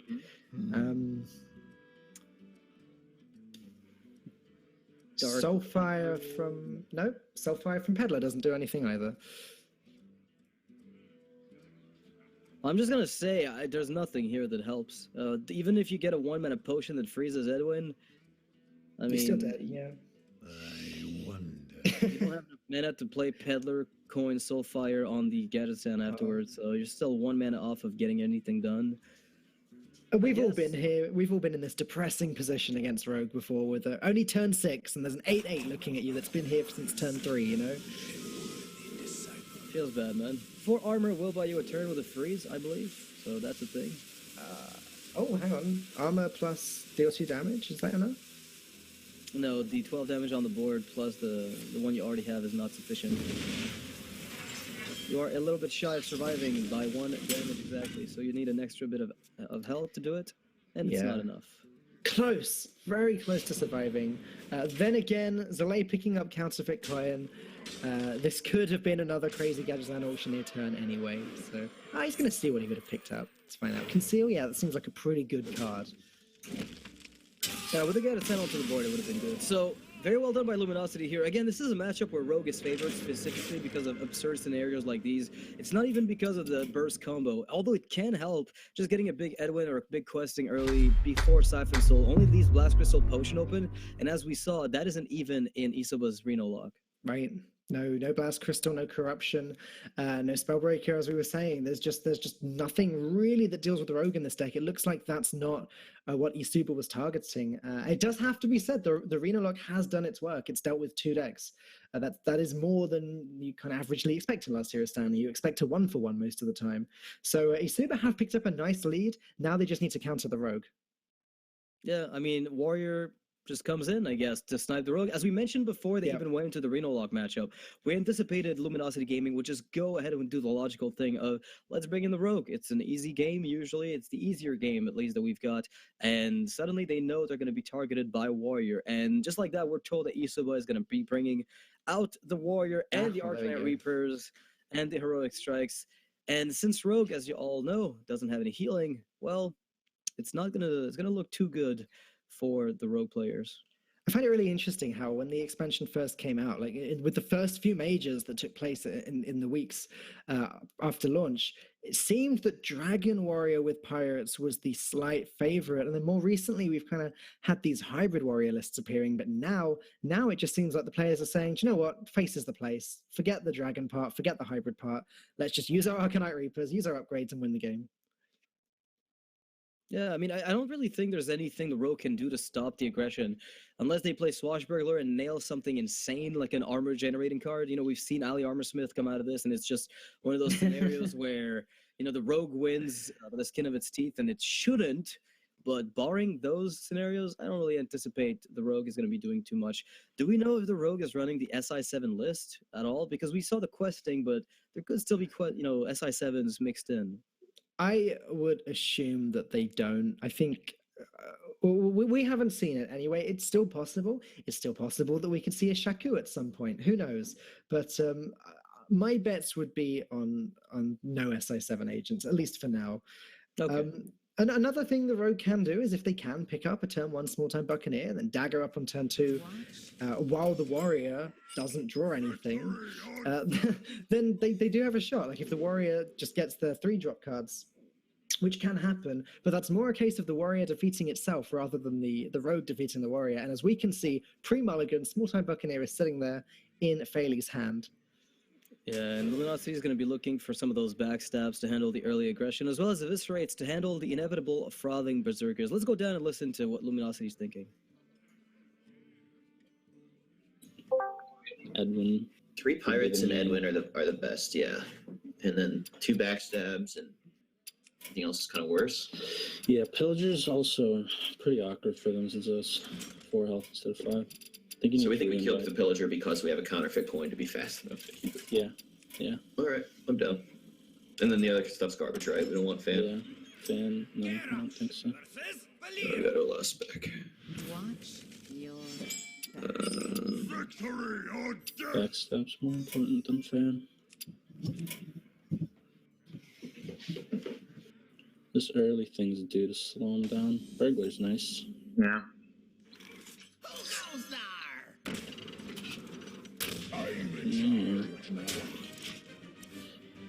Okay, so we can go burglar, trade into the buck, intending on daggering it next turn, but that kind of stops our coin pillager plan. But we do get the We don't have dagger to up, coin. Yeah. and we don't have to coin have to pillager. do that since we. We can save the coin for Drake instead if you Yeah. want it background too. That as well. Okay, so I like burglar here, and hit the buccaneer with the patches. Ooh, Nice. that's nice. Does this change anything? Don't think so. I don't think so either. We play that towards the end of the game Yeah. for Arcanite Reaper and stuff. Mm-hmm. Hey, Ollie. Okay, Noxious. Well, it has to be said, that's not an Ali Armorsmith, but that's actually not a bad card from the Swashbuckler. Yeah, in the words of Zalae, does this change anything? It might not, depending on how much they think they're going to be in trouble. One of the big worries when you see the War Axe and you have the Fierce Monkey, of course, is, well, if I play the Fierce Monkey off the coin and they have the Bloodcell Cultist with a Pirate alive, or they have an upgrade, well, that guy just dies, and nothing comes of it. So there's that fear, and they've already set up the kill on this Small-Time Buccaneer with the patches trade on the previous turn, so they know that's what they want to go for. They were really hoping that there would be no weapon to follow this up, so they would save at least some damage, but unfortunately for them, the Small-Time Buccaneers at full attack, and that's 6 damage dealt from that one drop. Yeah, I mean, this is just the Face Warrior doing what Face Warrior does already. Rogue is down to 20 health, and they haven't even had their 3rd turn yet. Upgrade is an option this turn. Finley into 2nd War Axe, and then upgrade next turn is also an option, as eSuba's hand is kind of a little bit clogged right now with weapons. I don't mind throwing one of them out, just hitting with the 1st War Axe, playing the 2nd. Yeah, I think that one of the things too is that you get a little bit more damage by upgrading a weapon at full durability, so you just squeeze in an extra 1 damage at the end of the day. Gonna just play it next turn. That makes sense too. It means that Faeli was able to squeeze in the hero power there, putting the rogue down to half health already. And yes, the monkey could come down now. Zalae might even feel safe playing it because there's no longer a weapon or a pirate. But unfortunately for them, there is another War Axe and there is an upgrade. Yeah, I mean, each upgrade represents, like, that's one of the beautiful things about upgrades is that, you know, when you have extra durability, you know, you get 1 extra hit at full damage +1, and then +1 on your baseline hit. So the actual amount of damage that upgrade represents over a few turns in a deck like this one against a rogue, which doesn't have any means to heal, is ridiculous. And weapons are much more valuable against rogue than, say, minions, because with minions, rogues have something to do. They can answer them with backstabs and eviscerates, whereas now eSuba's hand is essentially just an auto win. There's nothing the rogue has to really do. It's kind of troubling, really, if you're a rogue player. They don't know it yet, but it's coming. And look at that, like Zalae having to play both coins just to get out an Azure Drake. And at the end of the day, this is just a 4/4 minion, and 1 Fiery War Axe hit is going to deal with it. If Faeli even wants to deal with it, he might actually decide that he'd rather just push that 4 damage to the face. Southsea Deckhand, a fantastic card to pick up here, fills out the curve and pushes even more damage to the face. Yeah, there are a few lines of play here that eSuba can take. You know, Fiery War Axe Hero Power for a total of 5 damage, weaving in the mana efficiency of the hero power, or get the upgrade in South Sea Deckhand to maximize the amount of damage they're dealing through just card usage, which in the end I think adds up to something similar. It's just a matter of staggering your hero powers, seeing, you know, will I be able to play it on turn 5? What about turn 6? You know, if I upgrade now, then I'm not Arcanite Reaping until turn 7. So lots of considerations here, but at 15 health, you won't even need to get there in terms of mana. Yeah, I don't think this game ever gets to turn 7, if I'm completely honest. The Morax is coming down. Yeah, okay, so he is going to go with the deckhand. If he's playing the deckhand, he's almost definitely playing the upgrade as well. You don't play one or the other, you definitely play both. Oh wait, is he trading? I feel like he is, because the only way they lose the game is if Zalae goes, you know, something absurd like South Sea Deckhand, cold blood, preparation, eviscerate, prep, evis, you know, something ridiculous. And they're thinking about it in terms of how they can lose more so than how they win, because they know they win. Every single game they'll win if nothing goes wrong. Because Drake with double cold blood represents 12 damage, double evis represents 10, so that's 22 right there. And since they're not sealing the game on the following turn, once in a blue moon you die, but it can happen, and it can happen at the worst of times. The only awkward thing for eSuba now is that the next few turns could be a little bit clunky. Arcanite Reaper's not going to get played because he'll end up missing damage due to not being able to play the hero power. Upgrade though, that'll do the trick. Yeah, makeshift Arcanite Reaper with 1 more durability. Count me in, baby. That's really sick. Yeah. And now we're on hero power kill for eSuba. They're just gonna snipe Luminosity on the following turn. Turn 6. As expected, we'll never see turn 7. My goodness, I'm so glad they've never considered giving Shaman upgrade for that Doomhammer. Oh, you mean Finley Shapeshift? They tried. And now Luminosity just throwing in the towel. Let's pitch Leroy, because why not? Wow, there we go. So a nice 3-1 lead from Faeli, exactly as you predicted, playing the warrior, getting the easy win. And now it's back to Luminosity, having to try and counter this warrior deck. And this warrior deck isn't necessarily the easiest to counter because it can just win any game. Yeah, Pirate Warrior is a deck, unlike, I feel like it doesn't really sweep, but there are ways to counter it, right? Like, we don't know specifically what the roster is for Luminosity, but with the Shaman out, that feels a little better, right? Because if you look at it, the Shaman, Warlock, Priest are all 3 matchups that, aside from Reno Mage, you'd be happy to queue into this. So I would expect Reno Mage coming out of Luminosity here. Yep, I agree. But we have seen, I think it was the first series yesterday, Complexity, with Mr. Yagut getting that incredible streak with the Pirate Warrior right near the beginning. Right. Yeah, they got a few wins with it just to begin with and just stomp their team. Yeah. Because it can, and that's the thing. Like, you say that the Reno Mage is the best counter. I think it is. But the problem is, if the Reno Mage doesn't get Volcanic Potion, Ice Block, Second Rate Bruiser, or Reno Jackson, then they're just not going to be able to put a stop to the damage in time. Mixtures of Mixtures, another card that can, deal with the board nicely and give yourself some health back. But there is a world where they don't draw these cards or don't draw them in time. Yeah, I feel like Arcane Blast, Doomsayer, Volcanic Potion, those are all cards that you want in your mulligan if you're the mage player, as they help you extend the game a little bit further towards the mid-game, where suddenly Water Elemental, right, if it's in your Reno Mage, helps you solidify the anti-weapon tech that you have. So between Ooze, Water Elemental, an Ice Lance, if it's the Ink Master Soul, your version of the Frostbolt to freeze the weapons for a little while, they can get away with it. A big worry for the matchup, though, and that's one that's, of course, spoken about a lot, is Frothing Berserker. That card coming down on turn 3. If you don't have Blood Mage, Arcane Blast, or some form of board presence before then, you end up having to stagger the kill over multiple turns, and that can just get out of hand extremely quickly. Yeah, I saw a game literally earlier today, Pirate Warrior versus Reno Mage, and that's exactly what happened. Frothing Berserker lived. By turn 6, the face warrior had a board. The Reno Mage played Reno Jackson, and it didn't matter because the warrior then dealt 27 damage the next turn. It's completely ridiculous the amount of damage this deck can output. Yeah, but it's also, the thing is, you need Reno in the matchup, right? But sometimes you need Ice Block to get to Reno. You need Kazakus, and you need the Ice Block to get you through Kazakus to turn 5 so you can stabilize and then come back. And it's just getting the little bit of an extra armor from the Reno package or the extra survivability from the Mage package that makes this deck so cohesive and good against that amount of damage from the Warrior side. So it's never quite a free win, but it's very consistently going to get something to handle the aggression. Yeah, it's kind of, I think one of the more important things is actually the Mage just dealing with the board bit by bit as it comes. Like cards like Arcane Blast and Frostbolt are so important. And as you said, dealing with Frothing Berserker is a huge one. If turn 6 comes and the Mage has to play Reno Jackson, or it means they're not playing Blizzard. So it's not like they can freeze the board and heal themselves. They do give the Warrior one extra turn to deal all of the damage they possibly got before cards like Blizzard and Flamestrike start coming down.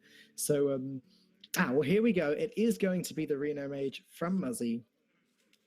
Yeah, no doubt. Muzzy is a very accomplished Freeze Mage player, and transitioning to Reno Mage is, of course, very natural to him. I'd like to hear some of his thoughts opening this game. Sick. Then it's in play. Yeah, I kept 2 cards. Most likely this is gonna get axed. So We're gonna save it for Mirror Image or something. At least we get a coin out of him. Maybe disrupt his curves. Do you want? Is there? Disrupt the curve. So what if we wait on it, right? And he plays Buccaneer, First Mate, or something. And we blast. We should play it to mess up the pirate upgrade. Yeah. Try to mess it up. And it doesn't have to be Axe. It could be like First Mate and Buccaneer too.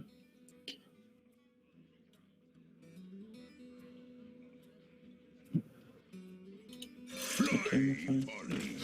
Camera's fine. Got him, boys. It's the matey. Fair trade. Trading plays around Arcane Missiles, but we 2-capped here, so it's unlikely. Yeah. So plays Frostbolt face, go face. He can coin a 3-drop, so we should ping and trade. Yeah. Could ping ourselves, but Okay, I'd rather ping his fan of minion. that. Yeah. There we go. So I have the removal in hand. Trying to get to Water Elemental. Capped. So not exactly what I was expecting for the Mage's start there with Mana Worm. It's actually looking more like a Tempo Mage here. Yeah, I did not cast the game they had yesterday, so I assumed that Reno Mage is what they would have brought, as did a very popular style, but based on the ESL Trinity results, it seems like Tempo Mage has been able to defuse a lot of the aggression from Pirate Warriors. Even though when you put it on paper, the win rate isn't that high, Arcane Missiles can put in a lot of work when it comes to just defusing all these little 1-health minions.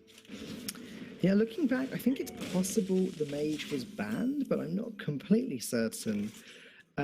You're absolutely right. Tempo Mage is actually a deck that people have started playing again, and it can have some catastrophic results, especially when you get to choose the matchup. As we can now see 100%, this is definitely not a Reno Mage. Yeah, I wonder which Reno Mage or Tempo Mage has a better chance against the Aggro Warrior, because oftentimes, if there's Mirror Image in the list, that complicates the matter for the Aggro Warrior as they find themselves, roadblocked behind a lot of taunts. Very difficult to go through with phase damage there. Well, they did mention that they're looking for Water Elemental. I guess on one hand, as it's Tempo Mage, Luminosity are able to run 2 Water Elementals in this deck. So cards like that, and as you said, Mirror Image, are quite helpful. Flame Waker is okay at clearing the board, but doesn't do much else. I think it's hard to say, but I'd actually prefer to be playing Reno Mage, I think, if I was the Mage in this matchup. Sure. I mean, it's a deck that gives you more consistency, not in terms of the exact cards you play, but in terms of or rather flexibility, not consistency, right? So it's a lot more flexible as far as the approach to clear up the board, whereas in Tempo Mage, you have to hard mulligan for some very specific answers. You saw them, agonize over the Mana Worm early on and if it was worth using, and this all came down to the fact that, well, I'm playing a tempo deck, and if this Mana Worm doesn't accrue any tempo, then I'm just throwing it away, and it's not doing anything. So in this case, it worked out okay, as they're still on 29 health on turn 4. Right, So- that's not bad at all against a aggro warrior, but this is a pretty fantastic turn from Faeli there. Buffing up the weapon, doesn't even matter that it just becomes a 2-2. The fact that the cultist got a little bit of value is great, and just developing more damage into the face with the sassy deckhand. And now Blow. Muzzy's staring down a Drake that they want to play on curve. When you play this card on curve, you probably end up in a spot where the warrior has to throw something into it, and then your turn 6 can consist of the apprentice with whatever it is you pick up, right? A fireball for 3 mana, a frostbolt for 1, another minion, name it, and then turn 7, Firelands Portal, deal with it.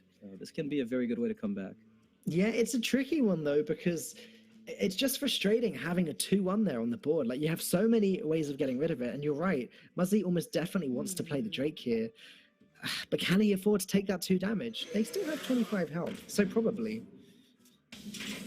There's the water elemental. That's a fantastic turn 6 to accompany the Sorcerer's Apprentice into Right. double missiles, if that's the line of play they're going to opt for. I like it a lot. I just feel like you kind of want to go as all in as you possibly can against the Poet Warrior. Just stop as much of his onslaught as you possibly can. What's very interesting too is that eSuba has not seen Water Elemental yet, so they're thinking, well, the opponent probably doesn't have it. If they don't have it, then our weapons are alive and good. But look at that, they're really not going to do that much work in the future unless you commit some heroic strike to it. Right. Given Faeli's hand right now, it's all weapons or all stuff that forces your hero to attack. So as soon as his face gets frozen, he's completely locked out of this game. If Luminosity can set up this board so that the water elemental doesn't die, they're in a great spot. But that is easier said than done. I think the missiles can do it, but they need a little bit of luck here.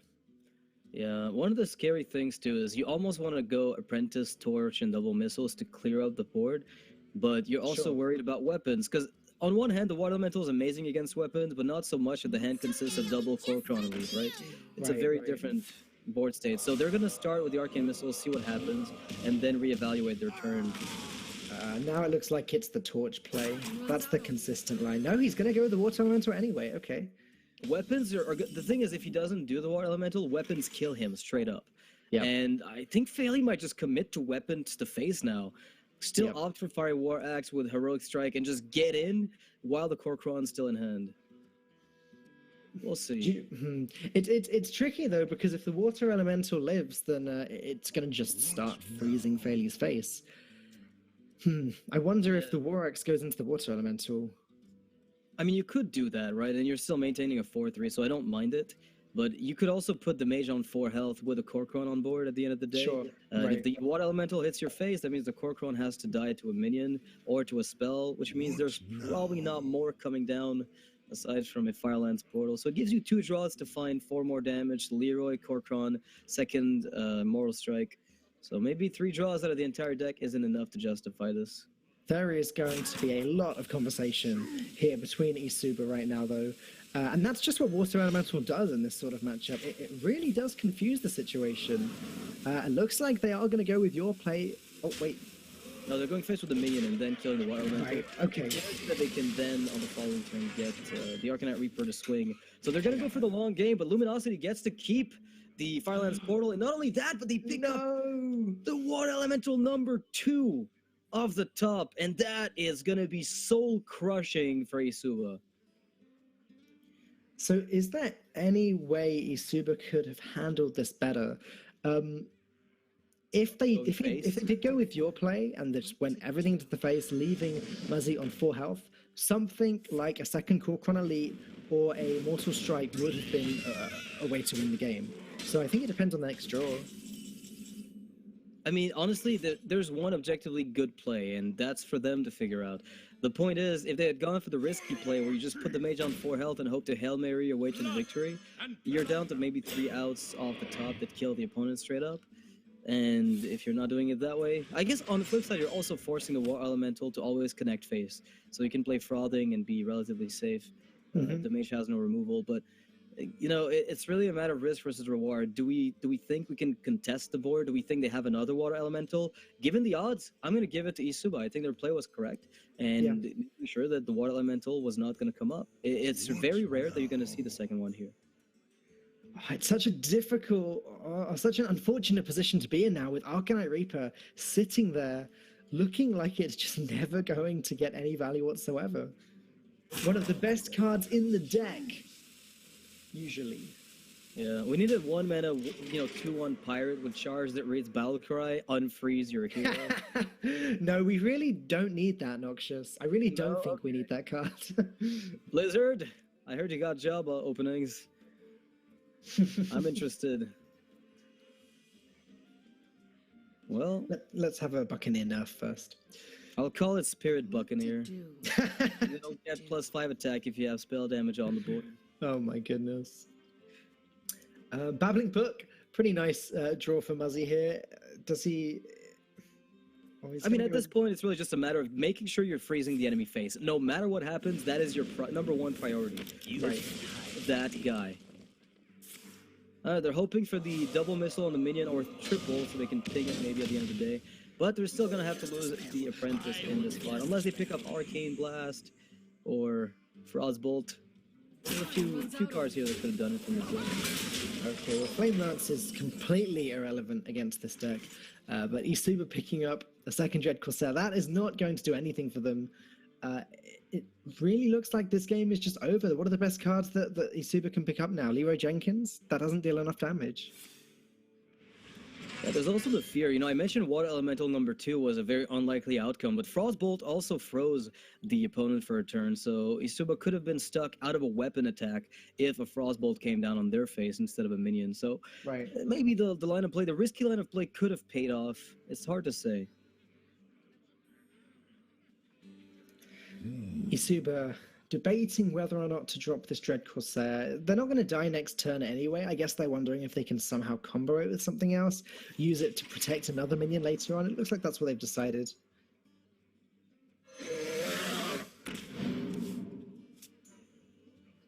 But Luminosity's board just gets wider and wider. Yeah, I don't even know how eSuba can even do it, to be honest. The risky play was their only way out, and it's a bit too late to backpedal at this point. There's no card in the deck that's going to be dealing 11 damage. If they find a way to taunt up for whatever reason, right? I don't think there is any such card, but one of the ways they could have won is a Moral Strike for 6 damage alongside Leroy. Sure. They're on 11 health, let's say, but I don't think there was any way they were going to go that low without instantly dying. Yeah, and they didn't even have the mana for it just yet. Even with the all-face play from earlier, I don't think a single one of the cards they drew after that would have won them the game. So as it happens, I don't think that play mattered. That game was not meant to be won by the Warrior, which a lot of people are going to be quite happy about watching, I'm sure. Tempo Mage beating Face Warrior. I'm interested to see more of this Tempo Mage, that's for certain. Yeah, it's not a deck you see a lot of in the metagame, and it's not for lack of being good, it's just it counters very specific things, say Reno Warlock or Reno Mage. It does very well against Reno decks because it's got time, like all the time in the world to get there. So against Pirate Warrior, it's said to be a counter to it, but I found that you really need to get that freezing ball rolling to really counter the deck. Otherwise, like, you have good answers to the early game, but otherwise their weapons chip away at your stuff. Flamewaker, against Control Warrior, Fiery War Axe doesn't deal with it. Well, you know what? Upgrade is always on the Fiery War Axe in this deck, so you oftentimes just have the answer to it as the Pirate Warrior. So it's not as lopsided in the favor of the Tempo Mages as maybe some players indicate. Now, what I want to know is what eSuba is going to choose to try and counter this Tempo Mage. Druid? Oh, probably, yeah. I imagine this, like, J Druid is one of those decks that the Tempo Mage is capable of, blowing out in the early game, but they're running out of steam at some point. Like, they just can't handle a 7/7. Like, they hardly can handle a 4/4 without, committing an extra ping. Let alone when you're starting to stack up, all the bigger Jades coming out in the mid game. It's ridiculous. And I'm thinking back to the older days of Tempo Mage, where they used to get the double mana worm down into Occult Sorcerer and then Frostbolt Face, and by turn 5 have 2 huge mana worms. But that's not exactly a common occurrence with these tempo mages now. That's not necessarily how they're built anymore. Yeah, well, I mean, they are built to do that sometimes, but they're not consistently going to do it. Like Cold Sorcerer, for instance, right? A card that we've always, and since it's been around, you know, the Wrath of the Lich Gods, or no, the Whispers of the Old Gods expansion. That's the one. That card's been in Tempo Mage for a while, right? Because Arcane Blast came up, and suddenly you could get 4 damage out of the Arcane Blast consistently to counter some other Tempo Mages, kill their, you know, Flame Wakers and Mirror Matches. But since those days, the metagame's shifted a little bit, and there's not much room for those cards. So suddenly we're topping up at Ragnaros with Archmage Antonidas, putting in some fringe cases, cards like a Berkeley Bully on 5, which is really odd, but, you know, why not get extra coins if we're going to be against a control deck like Reno, and we want the burn to get through. So lots of ways to build Tempo Mage, but it's a lot slower. I mean, Reno Mage is one of the more versatile archetypes as well. I think it's just Mage in general. There have been Cycle Tempo Mage lists I've seen with Gadgetzan Auctioneer and double Icelands, where their aim is to just win the game as quickly as possible, cycle through the deck and get the damage. You're right, we are going to see the Druid here. Not a horrible hand from Muzzy, though, as we can see. He's got Babbling Book into Sorcerer's Apprentice with Mirror Image and then Water Elemental to play a little bit later. Yeah, I think the Water Elemental is one of those cards, again, against Druids, which just doesn't get removed, and it is one of the key cards to get as early as possible, get it out. If you're on the coin, even better. Druid will have to pitch a lot of resources into it. Yeah, it seemed like a pretty good set of cards to keep, as far as we could see anyway. We didn't actually get to see any of eSuba's hand, just the Innovate, 2 swipes as well. That's probably not what the Druid wants. Jade Spirit isn't bad, but this is not a strong start for the Druid at all. Yeah, they're looking for Jade Blossom here if they want to get anything done. You know, Innervate, Jade Spirit, Jade Blossom on 3, and then get a Nourish right afterwards and keep on going with the cycle. Otherwise, his hand is looking a little bit too slow on eSuba's side. But I'd like to hear what Luminosity has to say about the current board state. Yeah, combos with the Welly and the Flame Wake, got it. Combos with freeze effects are decks based around this. It's all right. It's not like a Demon Fuse. You know? You're right. It is nice. You break the Wild Growth with an idiot. Yeah, he kept the card though. Says whether it's Jade Blossom, Innervate. I mean, we still girl. Like, it's nothing to think about. There. Oh, actually, do they not play Roots on 1? Roots on 1 is no, they don't. You don't do that against Mage because Mage can ping and missiles and stuff, and you want to save it for removal against girl. That's what I think as well. Fair enough. Yeah, I'm just gonna drop the Apprentice. There, I missed 3 damage. No, with the missiles. Don't say stuff like that. You keep scaring me thinking I'm misplaying or something. Alright, I'm sorry, Leslie. Yeah. We want to see Feral Rage here. Take 3. We want to see Hero Power Pass. The hell? So that's a swipe in hand, right? So we don't Flame Waker. We definitely. So we coin Welly. Coin Water Elemental. Yeah. He wants us to do that. No. No. He just has swipe in hand and no other cards to do plays. So what is that card he kept off the mulligan?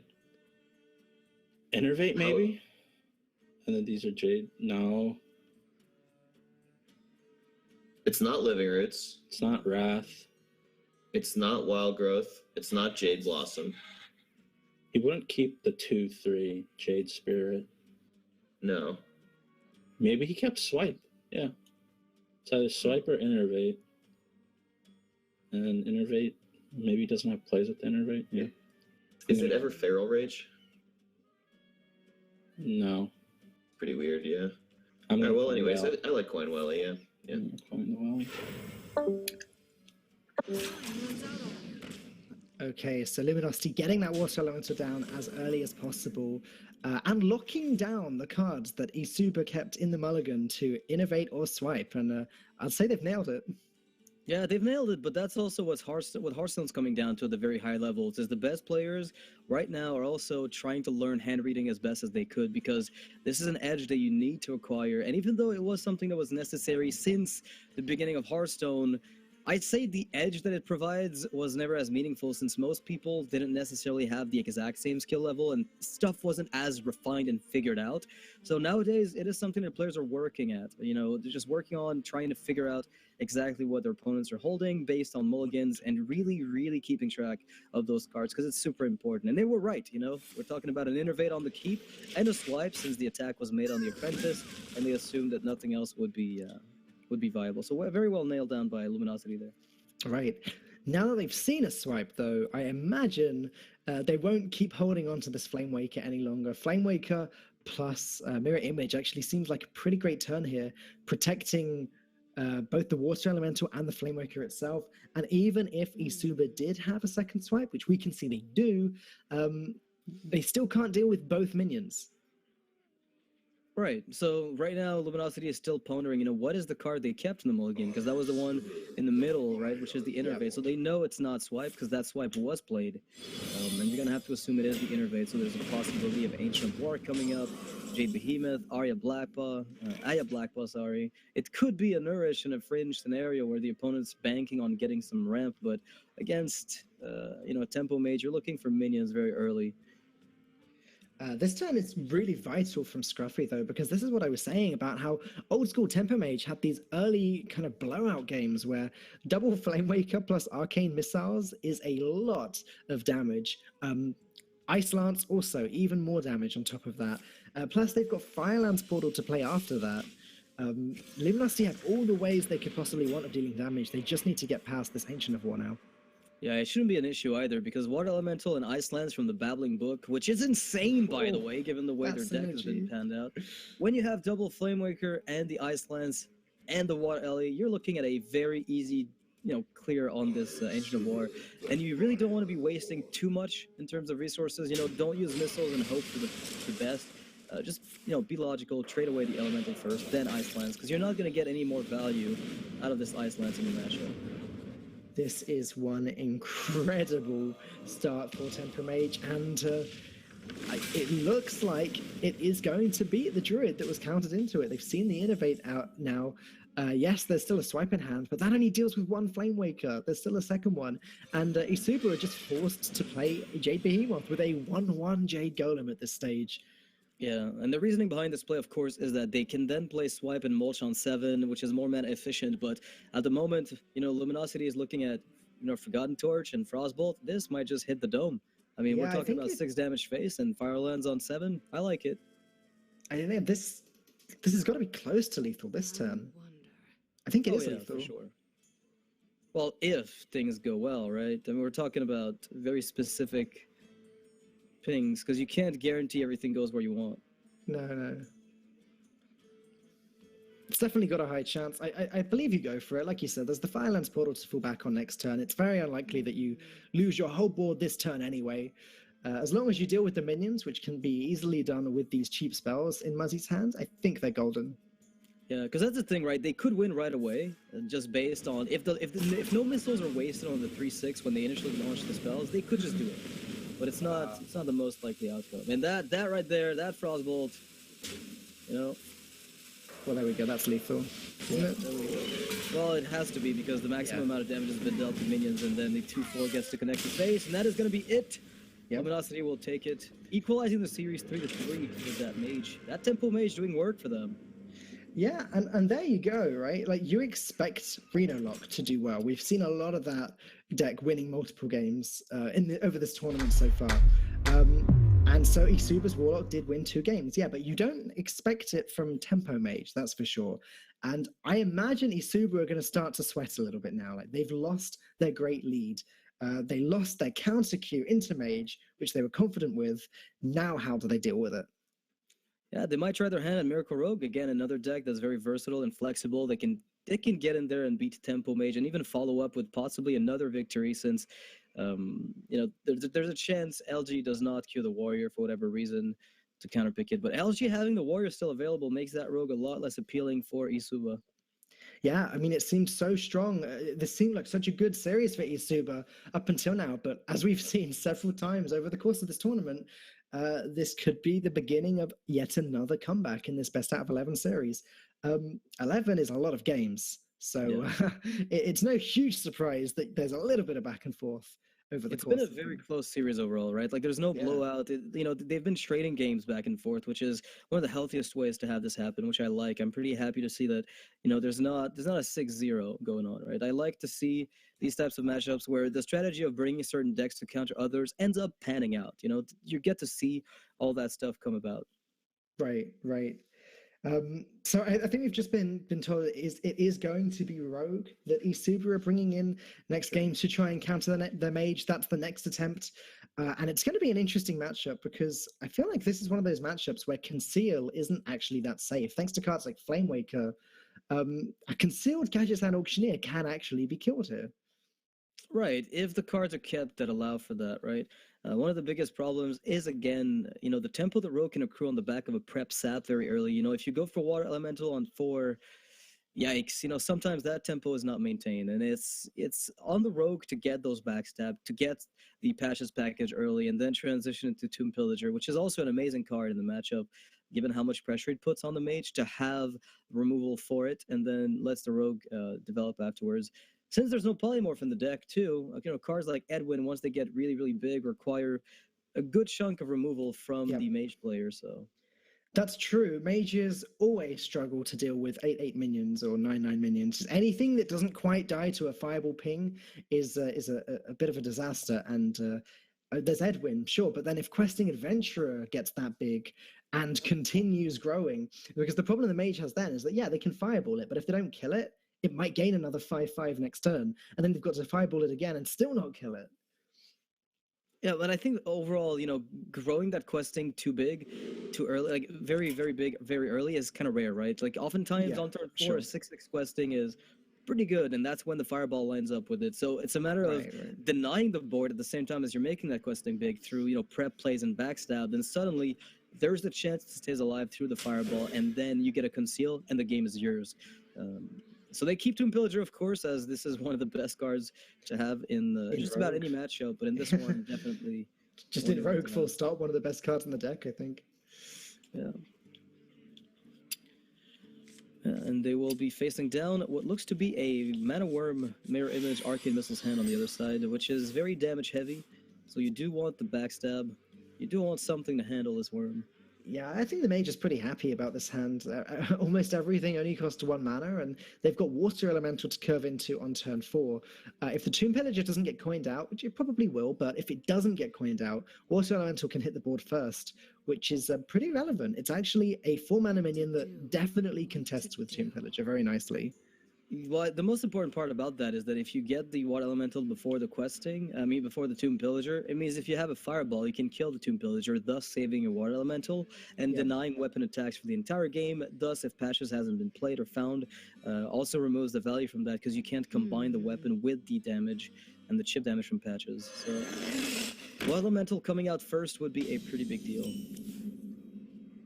Second Gadget's Hand Auctioneer. Well, so this is not going to be one of those games where the Rogue defeats itself by never drawing Auctioneer, but it might be one of those games where the Rogue doesn't actually get there because we have quite an aggressive start from Luminosity here. Second Mana Worm is huge and can be played with Mirror Image for a very formidable board. Yeah, let's listen into Luminosity and what they think about this. Yeah, I like this Mana Worm Mirror Image. Let's not troll too much. Let's protect our guys. What card did they keep? Van Cleef? Prep? It could be maybe prep. Backstab. If it were backstab, yeah, they would save it. Okay. Yeah, just Mana Worm Image. Yeah. Image. Boop, boop. Boop, boop. Boop, boop. Alright. People have cut Blood Mage from their list, so you shouldn't be too afraid of a Blood Mage fan, but I'm not sure if they're running it. I still like Blood Mage. They seem to be running like modern decks, not like outdated stuff. Seems to be pretty standard things. Alright, Dagger. That's pretty slow. These missiles are totally going. But they have kept a Eviscerate. Alright, I'm gonna play that. Yeah. Really? I like the missiles. Yeah, I guess the book is... Okay, so Fan of Knives is the reason to not play book this turn, right? Yeah, but like... We're going to play Welly next turn? Yeah, if he's gonna fan, I'm still gonna be missilesing after the book. It's just rather than the ping, I get the book, and the upside of it is Frostbolt, like Wait, another spell. are you gonna not missiles this turn? I wanted to missiles this turn. I'm gonna missiles. I'm gonna missiles. Yeah, I'm we going get to book missiles. like Yeah, I'm gonna book first. I'm not sure about the book, but okay. But we have a play next turn, right? If he does fan. Okay, I'm well, gonna the book missiles. was good. Yes. Go. Boom! A third of his life total. What I really liked there was how Luminosity just identifying, okay, we're living in a meta right now where there's no Blood Mage Thanos in Rogue, and so Fan of Knives isn't actually going to clear the board, meaning that this was such a safe play, and these mana worms are now growing out of control. Yeah, and Zalae got sold on the idea of the book as soon as he saw the Arcane Intellect and what it offered. And just like that, I mean, this is... I don't want to be, calling it too early, but this might just be going face, because I'm looking at this from the perspective of the Mana Worms. Then we're talking 8 from the Mana Worms, 6 from the Fireballs, 1 from the book. We're 1 spell away from a lethal there onto the Rogue. And it, when the Rogue coins out Tomb Pillager in this spot, and you don't see Backstab, Fan of Knives, you're feeling pretty good about this, I think. You could also Arcane it to find those spells for sure. But honestly, the Rogue is in trouble. I completely agree with you. I liked the Arcane Intellect play there because you still get the buff on the Mana Worms and then can pick up other spells, but Muzzy is just going to go face with the Fireball now, put Faeli on 4. I like that a lot. And next turn, if he needs to, he can Arcane Intellect and pick up something for lethal over the next few turns there. But there's still 2, 4, 3 Mana Worms on the board and a strong chance that Faeli can't deal with them. In fact, I don't think he can deal with them. We're looking for preparation to use with Cold Blood here, otherwise there's no way this is happening, right? Yeah. Nope. And that is not going to be it. So one of the Mana Worms will stick around. They can coin, right? Oh, there's coin. Okay, there's coin. Yeah. They can coin and trade, and then that means that they're still forcing the opponent to get that, Forgotten Torch ping, Frostbolt ping. Either way, they're 4 turns away from a ping death, and for all Luminosity cares, they could just be pinging away until the victory comes up, because I don't think they're in any hurry to close out the game in, slow way. They can just... Yeah. There's a pretty big difference between 30 and 4, isn't there? Right, so they can just take their time, fetch, get to turn 7 with Fireland's Portal, and get it done. They know they have 2 turns inevitability right now, and very little can come out of this. That's gonna be an issue. I don't mind pinging the small time Buccaneer there. Like, you could start pinging the face, sure, but you've picked up Fireland's Portal now, which means it's lethal in 2 turns anyway. There's no way the Rogue is healing itself. Unless they get something crazy from a Swashbuckler, and even then, what is it, like Ice Block? I think that's it. So it's lethal in 2 more turns anyway. Ping the small time Buccaneer once, allow yourself to ping it again next turn if it becomes a problem. I don't see how the mage loses now.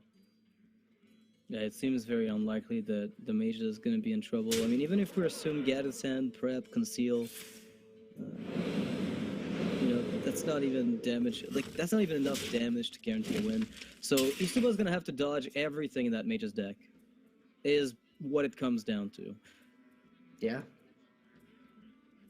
Luminosity with all the options again. There's just no way that Faeli can ever have lethal this turn. It's pretty unlikely that he gets it next turn either. There's Frostbolt, so that's 1 off now. Why not? If only he pinged face last turn, would have been lethal. Oh, wow, what a big deal that would have been. eSuba's going to go down, and Luminosity's mage is going to take another game, completely tearing up the lineup from eSuba. That means there's a Hunter left in there that eventually has to come out, because now we're down to, I think, 3 classes. That's pretty bad. That is pretty bad. In fact, I believe it's just the mage and the hunter left for eSuba. Yeah, mage and hunter, you're correct. You are correct. So the mirror match potentially, and the hunter. I don't know what else to say. Just the hunter.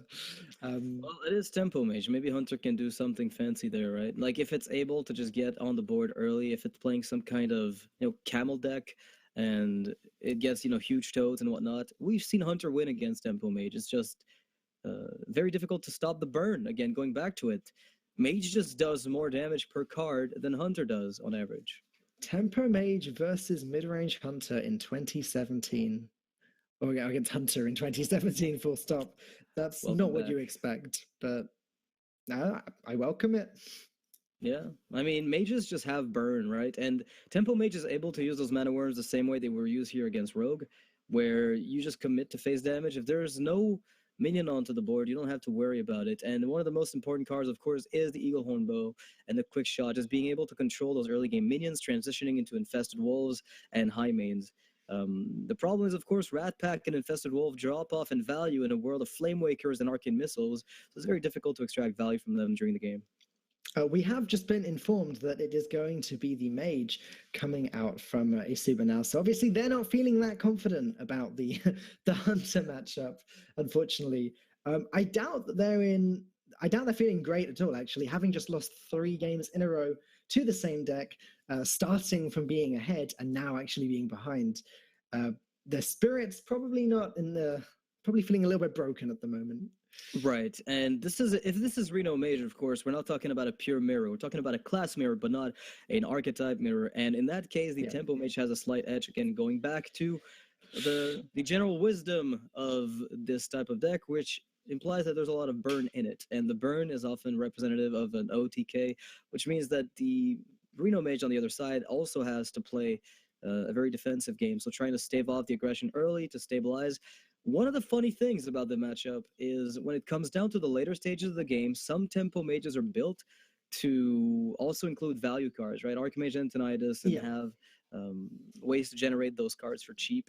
And some people even go as far as playing Medivh in there. So we're talking about a very broad deck building. Ragnaros, an amazing card in the matchup if it's in the deck for Luminosity.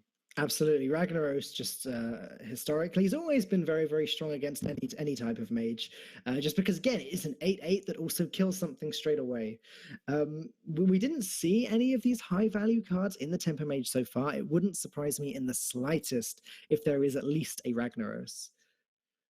Yeah, Ragnaros just seems like an auto-include in those types of decks nowadays, because they're all missing like a little bit of top end. But again, do we want to play Emperor with the 1-cost spells to get the Archmage out with Ragnaros? Like, what's the approach we take? I like the fact that at least they're topping off a double Firelands portal, which helps them when it comes to grindy games.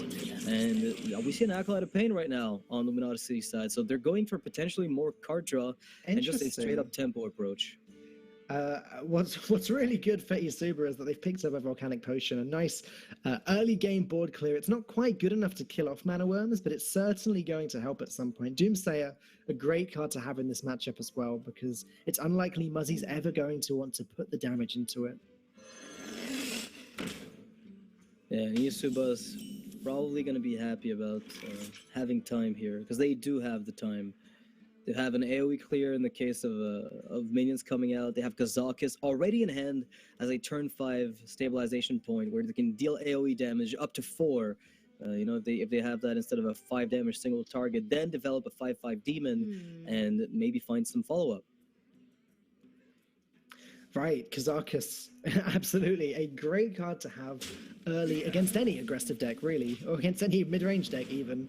It just has that ability on turn 5 to completely flip the board around. Revive minions, kill minions, summon demons, whatever you want, really.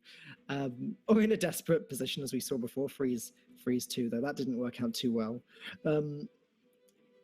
Muzzy got a tricky decision to make here. He's going to have to coin something. Looks like it's going to have to be Flamewaker. He really doesn't want this to die, though. Yeah, one of the things this does, though, is that if eSuba was planning to ping again on turn 3, what you've done here is you're forced him to reevaluate, because suddenly, he wanted to ping on turn 3 and kill the Mana Worm. Well, that means he leaves your Flamewaker alive and lets you Arcane Intellect or Forgotten Torch to more damage output. So he doesn't want to do that anymore, so you're forcing him to find something else on this turn, which really eSuba doesn't have. And you can see they're looking at this. They're not even moving their mouths. They're not even talking about this. They're just thinking it through. Yeah, there's just no way to deal with this Flamewaker consistently this turn. Yes, there is the option to play Doomsayer and then pass, but in the event that this Doomsayer dies, which is highly likely, eSuba are just in a much worse position as Luminosity's board just gets bigger and more damage gets thrown out into Jarla's face. Yeah, what they must be considering right now is if they Doomsayer, it's only to buy time. They could technically just ping here and wait to play Kazakis on turn 4 and then transition into a turn 5 Nova Doomsayer and simply not play that Doomsayer. as it accomplishes very little besides eat up, say, a Forgotten Torch with a full clear from the board itself. Well, the scary thing there is that Flame Waker isn't actually going anywhere, by the looks of things. Yeah, but having removed the Mana Worm, at least, if there's a spell that's played, it's probably not going to be the end of the world, since we're talking Forgotten Torch, we're talking Arcane Intellect, which means no board development, which is very important to keep in mind here, as this is what eSuba can't handle. If board development happens, this is a little bit more difficult for them. Muzzy's hand is full of card draw, completely full of card draw. And the question is really, which one does he want to play? Arcane Intellect is okay here because it does also push 2 missiles into Jarla's face. He may decide he wants to go for Babbling Book just to put an extra minion down. No, it's going to be the Intellect. And picking up a Fireball is never a bad thing. Yeah, and one of the things about this play here is that they saw that the volcanic potion was gotten from the Babbling Book, which indicates that, well, if they did this right now, they might expect that they're going to get value out of their second volcanic potion, and thus that's why they're setting the health out of our Flame Waker at 2. By not extending any more into this, we're not giving them any more value, and we can use the Acolyte of Pain later as AoE protection. And this creates a really awkward turn for Luminosity because, yeah, they can Fireball the Doomsayer and kill it, but the Flame Waker's dead in one more ping anyway, so it feels almost pointless. At this stage, they're just wasting 6 damage if they play the Fireball. Yeah, and even if they use spells here to draw, right? Let's say they use the Arcane Intellect. There's a chance they just get nothing done because these missiles go on the Flame Waker, and that's wasted damage effectively, and it feels bad. So maybe Babbling Book to start off the sequence is something to go with. Yeah, the Doomsayer definitely seems very well timed here. Actually going to start with...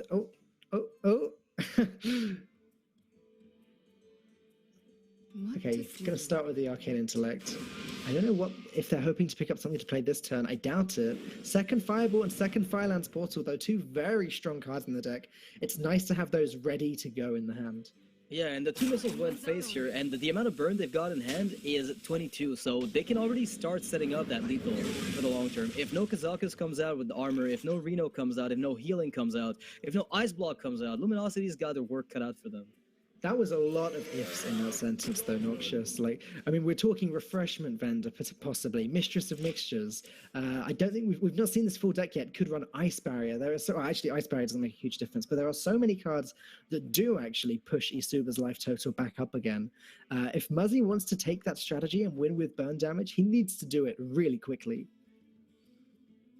Yeah, there's at least a lot more in the deck, right? We see 2 Fireballs, we see 2 Firelands Portals, but there are Torches and Frostbolts in the deck, so it's still far from over in terms of the amount of damage they have, and dealing with this Drake is a bit pesky if you're on eSuba's side, because you need to find a Torch, you need to find a Frostbolt, Arcane Blast, and right now, based on the hand, there's only a Polymorph, which doesn't feel amazing, or a Firelands Portal next turn. That is a very full hand for Muzzy. Well, for both players, but I mean, for a Tempo Mage in particular, this has to be threatening for Jarla here. Like, you really want to play the Kazakus in his position, but I don't think you can quite afford to just yet. Yeah, I like the Dirty Rat a lot here. Worst case scenario, you polymorph that Rag if it is a thing. Best case scenario, you snap out a Flame Waker number 2 and you kill it with your Drake, kill the other Drake with your Forbidden Flame. So that would have been a very solid Dirty Rat had there been something bigger to polymorph. Yeah, and Thanos isn't actually so bad. You just hit the Drake into it, maybe Forbidden Flame, the Azure Drake. You've got complete board control. You've dealt with you've dealt with the source of burn damage, really. I guess that's the biggest thing. The fact that Thanos turns those fireballs into 7 damage spells, and, you know, Arcane Blast that we just saw picked up would have gotten bigger. You feel pretty good about getting rid of the Thanos. There's a torch. Some of the thoughts that Luminosity has, because they must be setting something up. I'm stupid. Yeah. A kept card. I don't really like to burn here. My first instinct this turn is to Babbling Book, see what I get, and then Worm, Torch, Images maybe to protect it. It gives them MC tech. Yeah. I think I'm going to book first. Well, we could hold off on the book on that line. We could just Worm, Torch, Image, and not give him MC tech. Good as the MC. Just because it's live, it's good. What to do? Mm, What to do? The book is pretty good because it's 1 damage for the Dirty Rat for Fireland's Portal next yeah, turn. You want to set that's up a what I Fireland's was Portal. thinking. All right, let's start with the book. I'm gonna Sold. Time runs out already. Cast a spell. I want to cast a spell. Not better. Or I'm gonna worm. Stick with the plan, yeah. I'm gonna torch. I'm gonna play the images to get cards out of my hand so I can start paying down this acolyte. Well, we're not going to be doing that anytime soon. We're busy playing Portals for Tempo right now. Yeah, but we're still gonna be drawing the cards a turn. Yeah, there's consideration to keeping it for second Flame Waker, but once we get to that point, we're gonna have other 1-mana spells to play. So 15 cards left. What to do? Could realistically. So Flamelance kills Antonidas nicely. Or Alexstrasza. Alright. Playing portals for tempo is the way that Zalae described this. So they're not even really looking at lethal at the moment, although it is definitely creeping up on them. Yeah, they did find the Roaring Torch off the top, so they were counting their damage. They have more than enough damage to get the game done, but they don't want to commit to a burn plan without knowing exactly what could happen. Double Gangster, one of the worst 5-drops in the game.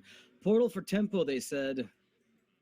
Not going to get much tempo done with Double Gangster right now. That's gonna be one of the Dr. Zoom pointing out it's RNG time.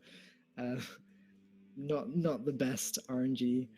But still not the worst. Like you said, there's a lot of burst damage in Muzzy's hand. More than they could possibly need unless there's a Reno or unless there's Armageddon. Yeah, I think they were counting on the minion from the Firelands portal to get them tempo to then have an opening for pressure through burn, but the 2/2 is just not sufficient to really accomplish that. On the flip side, maybe it's small enough that, eSuba doesn't treat it as something of a threat, and it gets to hit face a couple times. Greater Healing Potion. That seems like a fantastic card in this situation. Yeah, I think it's just a fantastic card in general for Reno decks. It gives you a second Reno, basically, in many spots Right. where you think they're trying to set up an OTK. You can just get away from it. There's a Fireball, What to do? with a Frostbolt, Ice Lance, or something along those lines, and suddenly Greater Healing Potion gets you out of this. And against this deck, double Fireball is a real thing. So Yeah, when you put it that way, you can really see how potentially, even after Reno rotates out, like Kazaka's Priest could exist with Greater Healing Potion replacing Reno Jackson. I'm pretty sure we're still going to call it Reno Priest, though. I get a weird vibe that we're going to still call it Reno Priest because the father of the archetype was in fact Reno. I wonder how, as a community, we'll adapt to the loss of Reno Jackson. Yeah, I feel as though it's almost too late to change the name now. Like, we should have done it at the Gadget Zone release if we were going to change it. Yeah, To I vote Cabal. for a name swap on Kazakis and Reno. It's going to be Reno, the father of the Cabal, or whatever. Yeah, that could work. I'm down with that. More burn, more damage, more spells. Yeah, we've seen what these arcane missiles are capable of with Flame Wakers. There is already one Flame Waker dead, and the other one's nowhere to be seen. But still, it's not even necessary just yet. I feel as though it's got to be time for Luminosity to start committing to the face. Clearing the board just feels awkward here. He's actually going to go with another Tempo Finance Portal, see if he can get a better deal this time. Yeah, that's a better deal. That's an okay deal for sure. Yeah, you're happy about this 4/5. It's not the best, but it's at least, in the case of an Earth Elemental, it draws out a Polymorph, and that means that you're not going to get to connect with it ever. Whereas this 4/5 may be small enough to go through unimpeded. And with the hand you've got, that could represent a lethal. I wonder. Yeah. What can eSuba actually do right now to prevent it? I guess eSuba's next turn is Kazakis into 5-mana potion. Whatever way you look at it, and banking for armor. That Antonidas is not going to do anything just yet. Yeah, I believe we might see a Flame Strike come out here if they're a little bit worried, but they're going to go for Kazakis, maybe try to get themselves some extra armor on top of this. They did go for Soulcaster over the Greater Healing Potion, so they're underestimating the amount of burn that Tempo Mage tends to play, and based on the way the Tempo Mage has been playing, we're talking about a very minion-less hand, right? Very dry hand with a lot of card draw and not much else to it. So a bunch of spells. I would put that mage on a lot more burn than it has. I would pin Frostbolts on the range that this mage is holding. Yeah. After the Arcane Blast push phase for 2, I'd respect the burn damage. But you know, the fact that Jarla didn't even pick Greater Healing Potion shows that he's maybe not too worried. Gonna go with the potion now. See if there's a way that he can save himself. 10 mana next turn, we give them 10 armor if they want to go for that. If they want to counter pressure, Ichor of Undeath is what they go for. We'll have to see what they picked, but if they didn't pick the armor, that's going to put them in a very, very dangerous spot against the Tempo Mage from Luminosity. I can't imagine them picking the armor in this position. Look, they definitely should. Knowing what we know, they definitely should. But I feel as though they might think they need to go for a little bit of board control here. Maybe they picked deal 8 damage and summon. Well, they're dead. Oh no, They're they just did go dead. with the armor. Now Oh, they're right, dead. Now they're Okay. dead. Next turn? I'm not sure. Because based on the Sorcerer's Apprentice, right, there's the option next turn of Fireball, Fireball, Torch, Right. which is 10 mana and, 10 damage. Well, Muzzy just casually digs for some more burn, probably. I truly hope for eSuba that they went for the armor gain, because this is They did. I saw it just a Okay, moment ago. good. They went over it. They did. I didn't think they Cheers. did, but they did. Cheers for them. That's good. That's a very good. It's going to turn out well for them. So it's interesting because they didn't opt for the Greater Healing Potion. They took a value-oriented card in the Manic Soulcaster and then decided, you know what? We could get 3 minions resurrected, but this is value short. But I'd rather get the armor here to be safe. That definitely is interesting. Like, you'd think the Greater Healing Potion was such a good card in that position, and if they had gone with that now, they could go for the summon 3 minions and even have more health than they started with. Picking up Reno Jackson now is absolutely huge. Yep, never mind the burn to face plan the Luminosity was piecing together over the last few turns. This is all going to fade away as Reno Jackson will potentially lock them out. Now, the question is, does eSuba go for the potion? Or did they just flame strike? Like, they don't know if they have to get the armor right now. That's one of the questions that's coming up. And if they're not going for the armor, they are dead, as we well know. Well, if they even think there's a possibility at lethal here, then they will just go for the potion. I agree. Thanos is gone, which may lead them to believe that it's less likely. But double Fireball Torch with Sorcerer's Apprentice is a possibility, and it looks like Jarla is respecting that. Yeah, now you're looking at Apprentice. Can be played with all the spells with the missiles as well. So I think we're going to see the Flame Lands here being used on the 8/8 and try to just delay the push for lethal and ping the Acolyte, get an extra card draw. All is fine right now. And they can eventually get double Apprentice with double Frostbolt. We haven't seen those cards yet, and set up an even bigger burn turn. Yeah, it's not over just yet for the Tempo Mage. However, when they see Reno Jackson, it's going to get a little bit worse for them. That being said, it looks like Reno Jackson could only be healing for 12, which isn't the most relevant heal that we've seen. Yeah, it's going to be a little bit difficult, but, assuming double Frostbolt joins the fray, right, on top of all this, this represents like 36 damage, I think, when you go like double Apprentice, double Frostbolt. So, I mean, maybe Reno's not enough, assuming everything goes face and connections aren't made. Like, if the Reno comes out too late, if the greed is real. Right. Interesting that Muzzy's actually holding on to the Sorcerer's Apprentice there. Going to just try and use all of this burn damage at once. In theory, he can play both Fireballs, Roaring Torch, and both Arcane Missiles on the same turn, but he needs to set that up, really. Yeah, and now we're looking at eSuba potentially just Archmaging. I mean, Archmage Nova seems really sweet. You get the first Fireball. The alternative is a Soulcaster on Kazakus, which again is very good. It's an in-between play where you're not overcommitting to a burn turn. I don't mind that at all. I think it's pretty safe as well. And the extra card for Luminosity. They're looking for more burn in that Babbling Book, funny enough, but... Okay, well, Muzzy got more burn. The question is, can he use it in such a way where Reno Jackson doesn't pop up at the worst possible time and stop him? Picking up an ice block as well. That doesn't seem so relevant when you're sitting there at 30 health. Yeah, but now if there's a second Roaring Torch with double Apprentice, with double Fireball, now we're talking about 24 damage just from the sources of fire damage with the torches and the fireballs, and then you slap in 6 more from Arcane Missiles, and you've got the Frostbolt. I mean, that's a lot of damage. That is a lot of damage. This is starting to feel more like a freeze mage than a tempo mage. Yeah, we're missing the Blood Mage Thanos to make this even more gorgeous, but we don't really need it at this point. I think they're going to start chipping away Time runs out at some of the already. health total, the armor count that eSuba's put together, because that's what's stopping them from burning the opponent from full health at this point.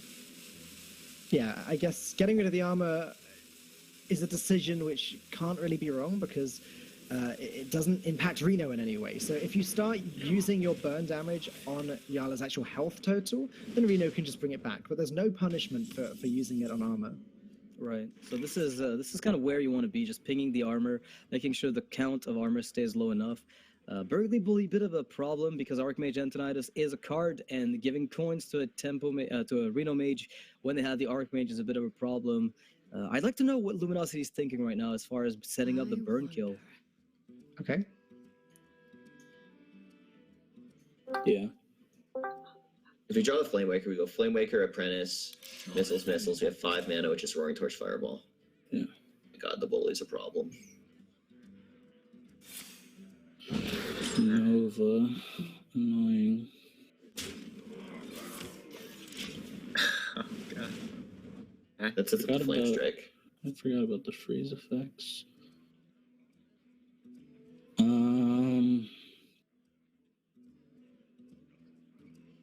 I really want to try and set up lethal here. So this is 18, 21, 23 with pings, and then there's missiles on that. If we That's not very good. fireball face, ping face, and we draw the roaring torch, we have chances at lethal. I like that. Yeah, I'm gonna do that. Just shred Oh, we the have arm. time still. I wonder. Well, it shreds the armor, right? Yeah, it gives him a Burgley Bully coin for Antonidas is an issue. We have the That's my block. Fireball. Yeah. Like I'm down for it. I'm just, I just wanted to sit there and rope it out a little bit more, basically. they play the block. No. No. Do you? Gives him I another. think we have. Yeah. I guess the additional points don't really matter. He's gonna get infinite fireballs off Antonidas. Yeah. But like the coins could matter for other stuff. Like Medivh, coin, or drop or something. I don't care about Medivh. I don't think he's playing He'd Medivh. get 2 wisps from the coins. That's true. I don't care about Medivh at all. Hmm. Yeah. Just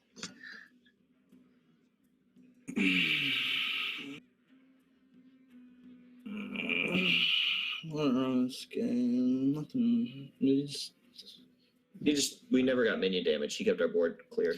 No, it is the Kazakus armor. Like, we would have had it. Oh yeah. What to do? It's the Kazakus armor. He went for a 10, which is really interesting. It's rewarding. Yeah, because he had 5 mana that turn. Yeah. He just knew he was living another turn. He just wanted more value. It makes sense. Time runs out on me. Mhm. They're gonna be rich. There's Reno. Wow.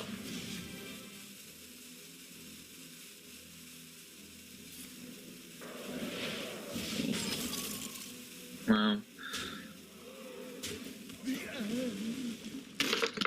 Okay.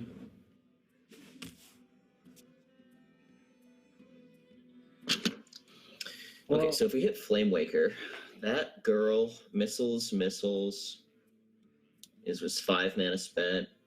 Bolt is 7 mana spent.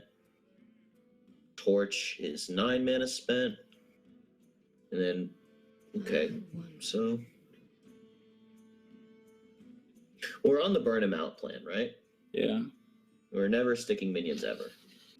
Yeah. With that in mind, I don't think we care about giving him coins Yeah, I want to fireball face, ping face this turn. and block. What to do? What to do?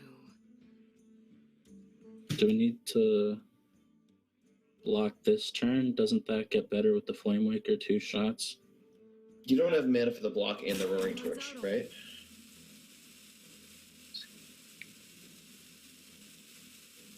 What to do? You don't have mana for the block, so do it now.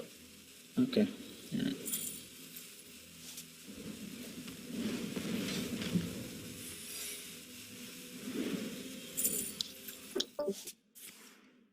things like that. All right, well, Luminosity don't care about giving eSuba coins, but that could very well work against them very soon. Yeah, but they definitely stated that it's not because they want to give the opponent coins. It's just if we care about giving them coins, then we're never winning anyway. So we have to win the burn race. We have an ice block. Maybe we hit Flame Waker. Maybe we do some magic and good stuff happens. But yeah, they definitely knew what they were in for. If Reno came up, they had to commit for the all-in anyway. Across the board, there was no way to answer the bully, develop the board, stick minions onto it, and then get the burn to face if the Reno showed up. So there was a Consistent line of play. long moment of silence when that Reno came down, as I think Luminosity just lost a little bit of hope. That being said, I think given how far into the Reno Mage deck we are, it was pretty likely at this stage that eSuba had Reno. Right, but I think overall the silence was, okay, do we kill stuff or do we go face? Like, do we commit to this or do we worry about it? So yeah, definitely a bit of a setback as they're looking at this slack-jawed, wondering exactly how they're going to handle it, and the realization that they just can't handle it and they have to keep going and doing what they were doing already. So might feel a little bit awkward, but that's the line of play they've got. So now they're looking at this and thinking, okay, so we need to hit Flame Waker next turn in order to go full face. Because with Rowing Torch, perfect missiles, right? We're going to assume everything goes phase. We're talking like 6 damage extra, which, of course, is unlikely to happen. We've got 18 right now. Yeah. Which is far from enough. They But do need you're the right. Flame Waker. With Flame Waker, this is actually so much extra damage. It's 10 extra damage Right. spread randomly across the board. So a little bit of that has to go face. Well, quite a good chunk of that, actually. An unreasonable amount of that has to go face. And then maybe they can win. Are there any other outs here? I don't think there are. Luminosity are in a real tough spot. Yogg, I mean, go. Yogg Saran, well, we haven't seen it yet, but that doesn't necessarily mean it's not in the deck. And there's the second Kazakus, so that Manic Soulcaster paid off. 5-mana potion, get some armor, and crush their soul. Oh, that is it. All right, you're calling it Luminosity. I'm sorry, but you're done.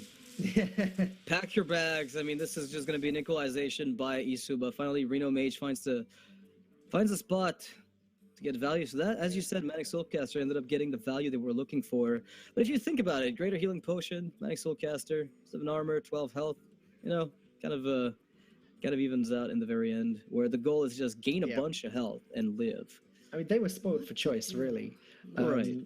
Jarla probably able to take a huge sigh of relief now, as this Tempo Mage has caused them a lot of problems. It didn't look like they knew exactly which deck would beat it, but they finally got there with their Reno Mage, meaning that Luminosity are going to have to queue, I believe it's their Druid or their Warrior. I think Druid is going to be the general choice here. Druid seems to make a bunch of sense against Reno Mage.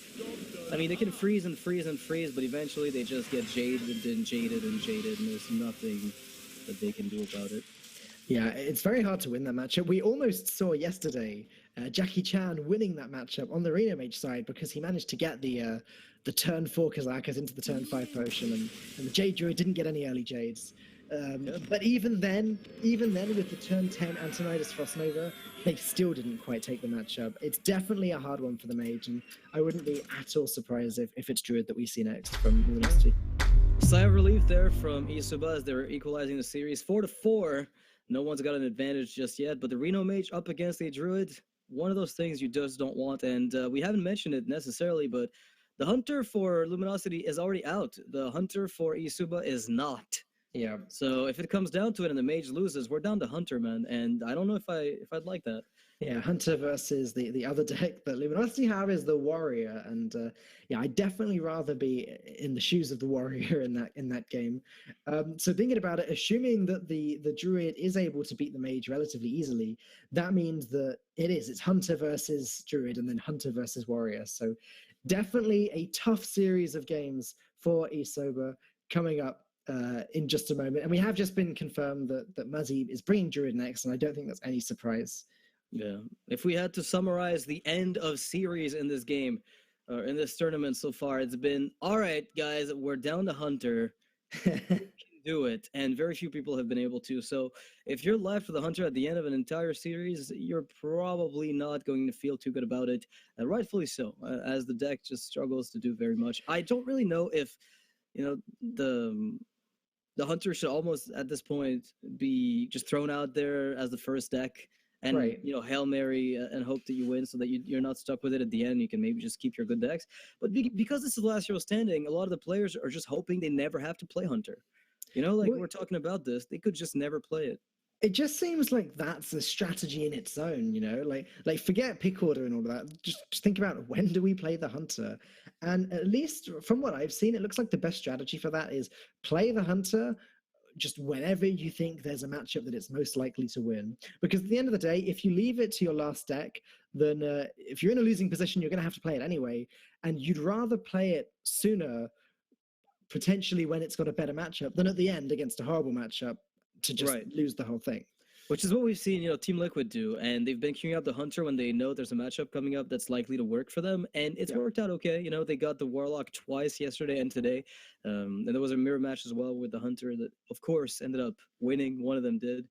It's not a bad idea to just make sure you queue it up when something you want comes up. But what happened is eSuba banned the Warlock from LG, as the classes were stacked on LG's side a slight bit differently, and thus the Hunter is left with nothing really to counter aside from Rogue. I'd say Rogue is one of the few decks that you can sometimes get out. And going back to the earlier points in the series, and I'd like to touch on that is, at some point Warlock lost to LG's Rogue, to the big Edwin, the 8/8 Edwin, and what eSuba immediately did is bring out the Warrior, kill the Rogue.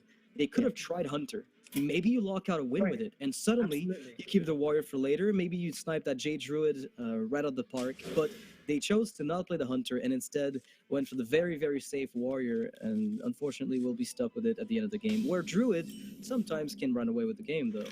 To be fair to eSuba, they haven't seen Luminosity's Druid yet. Well, they have now.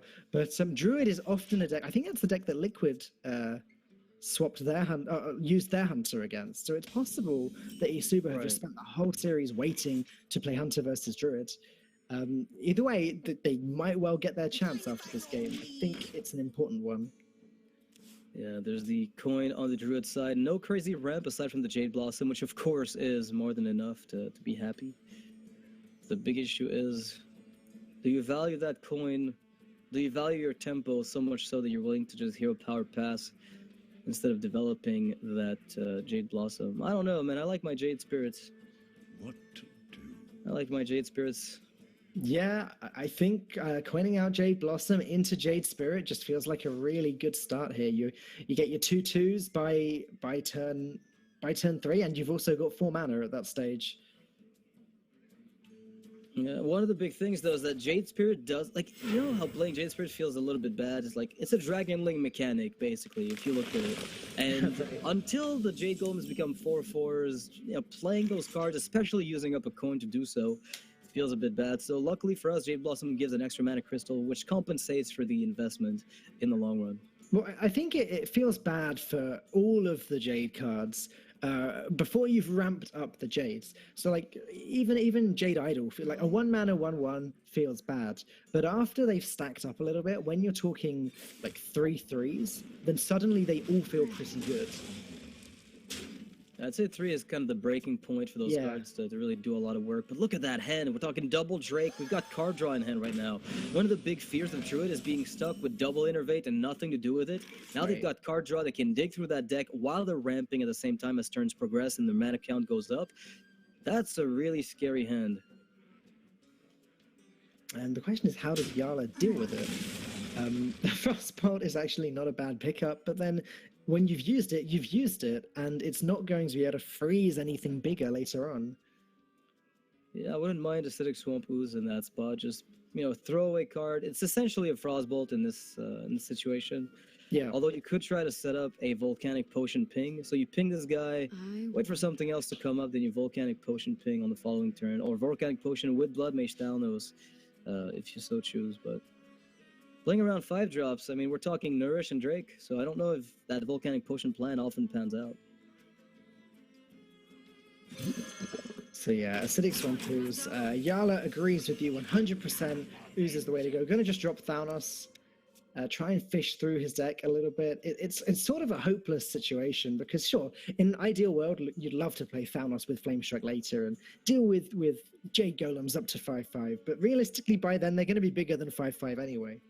Yeah, By I turn like nine, this we're Thanos talking. play a lot. It deters the Azure Drake that you'd love to drop here, where if the Ooze ends up being traded into by the 2/3, Thanos is still up. Then you have to hero power it down, or you're not playing a Drake into my Frostbolt or Torch. So very good deterrence play here by the Czech team. I really like that. Maybe we just get value trades at this point. Then the Ooze is gonna do what the Ooze does. Get some trades. Luminosity just gonna forget about Thanos. Say we're gonna just play Drake anyway. Yes, Ooze can make the trade. At least you're using up 2 mana if you make that trade for your ping. What else can you do this turn? Yeah. That's actually a pretty good question. What else can they do this turn? I guess draw some cards, maybe. Yeah, the value trade here is what made this play viable, because not killing Thanos here was very risky. But if you're going to kill the Thanos, you're leaving a value trade up, and you're forcing your opponent as well on turn 5 to spend 2 of their mana to ping the Drake, which then gives them you force them to have a 3-drop to go with this, which Mage doesn't have outside of like Brand Bronzebeard, which they wouldn't play here alone, Ice Block, or say Manic Soulcaster, right? Unless they want to draw Acolyte of Pain, Arcane Intellect. So I really like this play. They can't have a proactive follow-up. Yeah, I guess the option was there for Volcanic Potion, but that doesn't allow them to put anything onto the board. I like Bran here. It forces Luminosity to deal with it because there is still the threat of a Kazakus with 2 potions, and that is actually something that could allow the Arena Mage to come back. But unfortunately for eSuba, there's no Kazakus in sight, and I don't know how they win the game without him, honestly, with this matchup. Yeah, eSuba really in this spot, what I love about the play is they're just saying, all right, please slow down. You know, this brand isn't meant to get value. It just says, please remove this. Slow down. Wow. Be nice to hear what Luminosity here has to say about this turn, because this is a very complex one, and you have to do a lot of hand reading to get it right. The Kazakus, but I do. Yeah, But you know the what? question is, we could trade to set up like Drake, but no, I'm gonna play Aya, and I'm gonna hit Yeah. base. Drake Wrath is already set up without trading. Good talk. Aya is very strong here. Still have 2 Jade idols left, and our Jades are already ramped. Just gotta not prick on draw. We have the mulch for the Antonitis. Game's looking good so far. Scariest thing would be Kazakus into a 5 next turn, and he gets the +4 health with the captured like the 5/5 +4 health, the captured Jormonger. Okay. That wasn't that bad for us. So first thoughts: Drake Wrath, trade Jade Golem into 2/2 to play around a Flame Strike. But that, if we don't pop the Aya, he can poly it. If we Drake Wrath for 4 on the Azure Drake, Better against Flame Strike, but I'm okay with Flame Strike here. I like popping the Aya and Drake Wrath for 2 is my instinct. So We you have like to start with the Flame Drake Strike? Wrath. Well, let's see what we get off the Drake. Well, because if he Flame Strikes, we probably just develop more stuff, right? Like Well, we don't really have develop in hand, so that's why. That's what these draws come from. You think, I don't have develop in hand. Like, if he polys the Aya, we still have a 4/4 and a 3/3. Like, we can push that. Time waits for no one. And he would have polyed it last turn. Yeah, we can misdraw off Wrath because we still have Gadget. Yeah, I'm gonna deal 4 and play around the Flame Strike.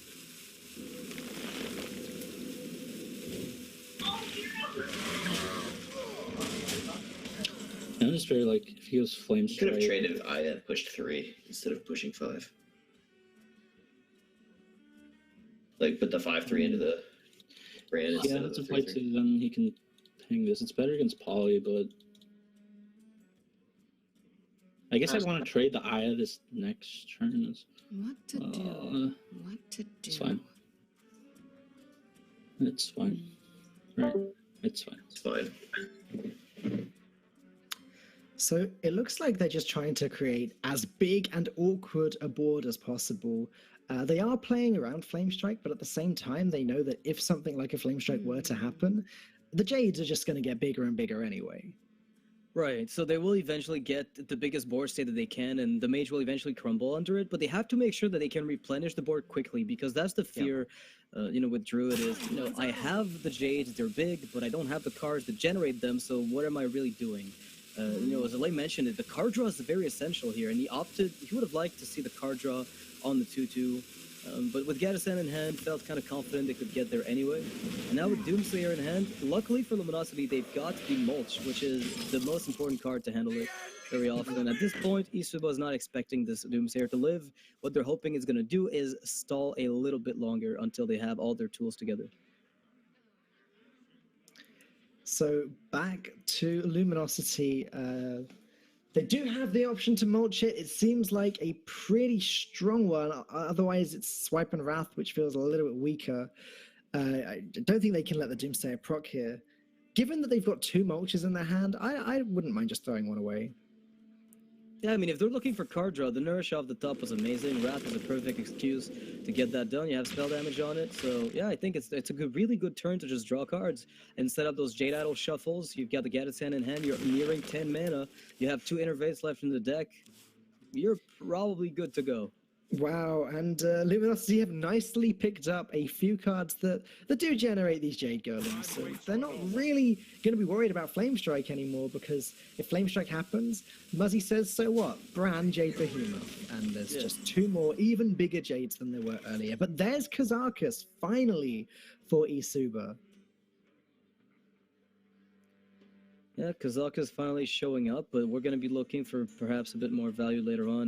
This is a bit difficult to justify as of yet, right? Like, you could play him just because it's value in and of itself, but are you looking for the Kazakus potion with the Manic Soulcaster?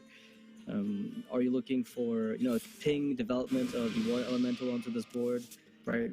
There are a few lines of play that are opened up, but I think it's going to be difficult for Jarla to survive long enough to play Kazakus and then play Kazakus again from a Manic Soulcaster. Luminosity made it clear earlier it was the summon of 5/5 Demon and gain health that they were afraid of then, but it feels as though now, if that same potion were to happen, Muzzy wouldn't care, he'd just deal with it. right. I don't think they're really worried about it anymore, right? With the amount of refill they've got, because Brand plus a Behemoth is a big deal. That's 9 mana. If you got Innervate, you pick up another one in the deck. Yeah, okay. Now double Innervate, play Jade Spirit. I have a full board once again. So since they saw there's no Flame Strike, they've seen Doomslayer, I'm more than comfortable playing 6 health minions, bringing out 4/4s and 5/5s, making Aya Blackball even more powerful. This board isn't going anywhere. Yep, and if it does, then Muzzy just starts cycling. And pretty much cycles as much as he could possibly want. Shuffling Jades in the deck, drawing the Jades, playing some Jades. I don't think this game ever ends well for Jarla, not anymore. We've gotten to that stage where the Druid can just do gadgets and auctioneer things for as long as they want. I guess technically you can go for Kazakus, Dirty Rat, and you freeze the board, right? So that way there can be more developed onto the board that you don't want to see. Get a 10 cost Polymorphy, the Mystic Cool of Doom. I don't know what it's called at 10 mana. If it's not Mystic Cool, I'm not sure what it is, but, polymorph everything, and then you remove the Golems alongside Aya Blackpaw. Mm-hmm. Maybe that's what you do. You don't need to play Dirty Rat, because then maybe Gadatan shows up and things go bad, but... yeah, no polymorph for them, though. Yikes. Ouch. Like, the one potential thing that can buy you a little bit more time just hasn't appeared. Feels pretty bad when you're playing Kazakus and you're looking for one particular spell and it doesn't happen. And the Auctioneer comes out. Oh, no. We're trying to set up an AoE here now. Luminosity is undoubtedly worried about a mass polymorph spell, right? But, I mean, how worried, really? Like I say, they're undoubtedly worried, but how much? Can they really be worried about that? The interesting thing here is that if Muzzy fills up the board with Jade Idols and tries to continue playing more Jade Golems, they still get bigger. Even though they don't get summoned, they still get bigger, the ones that get summoned afterwards. So Muzzy can just start cycling here. Shuffle some Jade Idols into the deck, play some Jade Golems, and then when this board gets cleared, we're talking, it doesn't matter because a 15-15 starts coming down and then a 16-16. Oh, It can they're pretty much do it 100% once. convinced they've got the polymorph coming in. Right. They don't really care about staying safe from AoE. They're like, yeah, this is all gone. Let's just play a cheap spell to keep going through the Time deck. waits for no one. Yeah. Oh my goodness. Not much time left now, Luminosity. Well, I guess they could double swipe if they felt like being fancy. At this point, it's all a matter of how long they really want to be cycling for. It's irrelevant. They can take all the time in the world, and they're gonna get there at some point.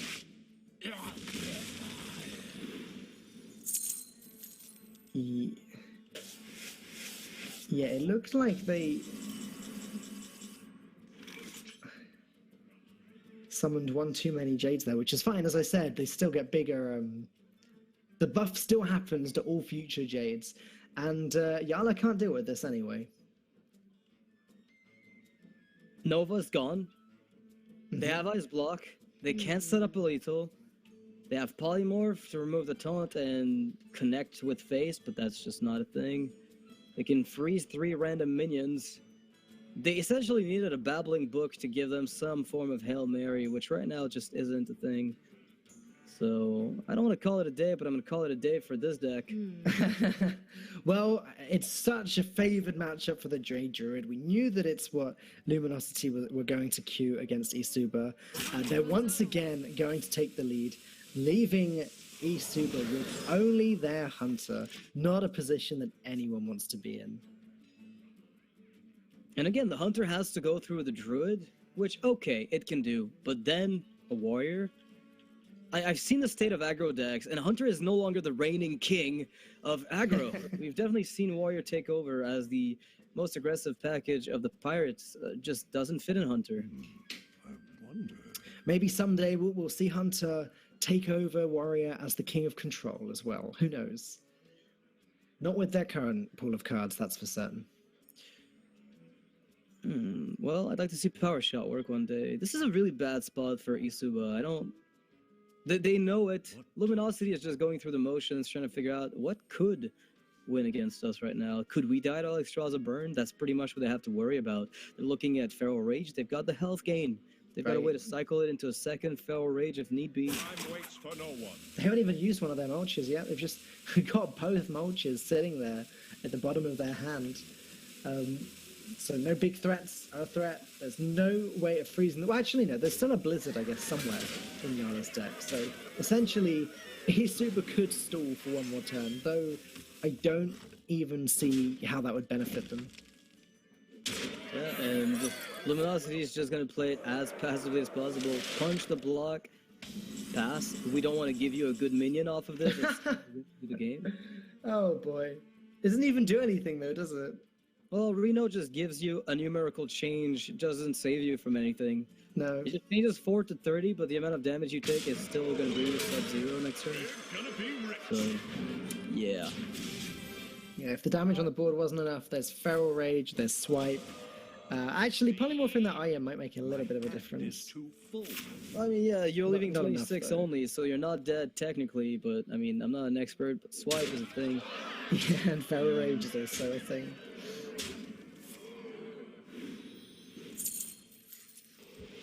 Well, as expected.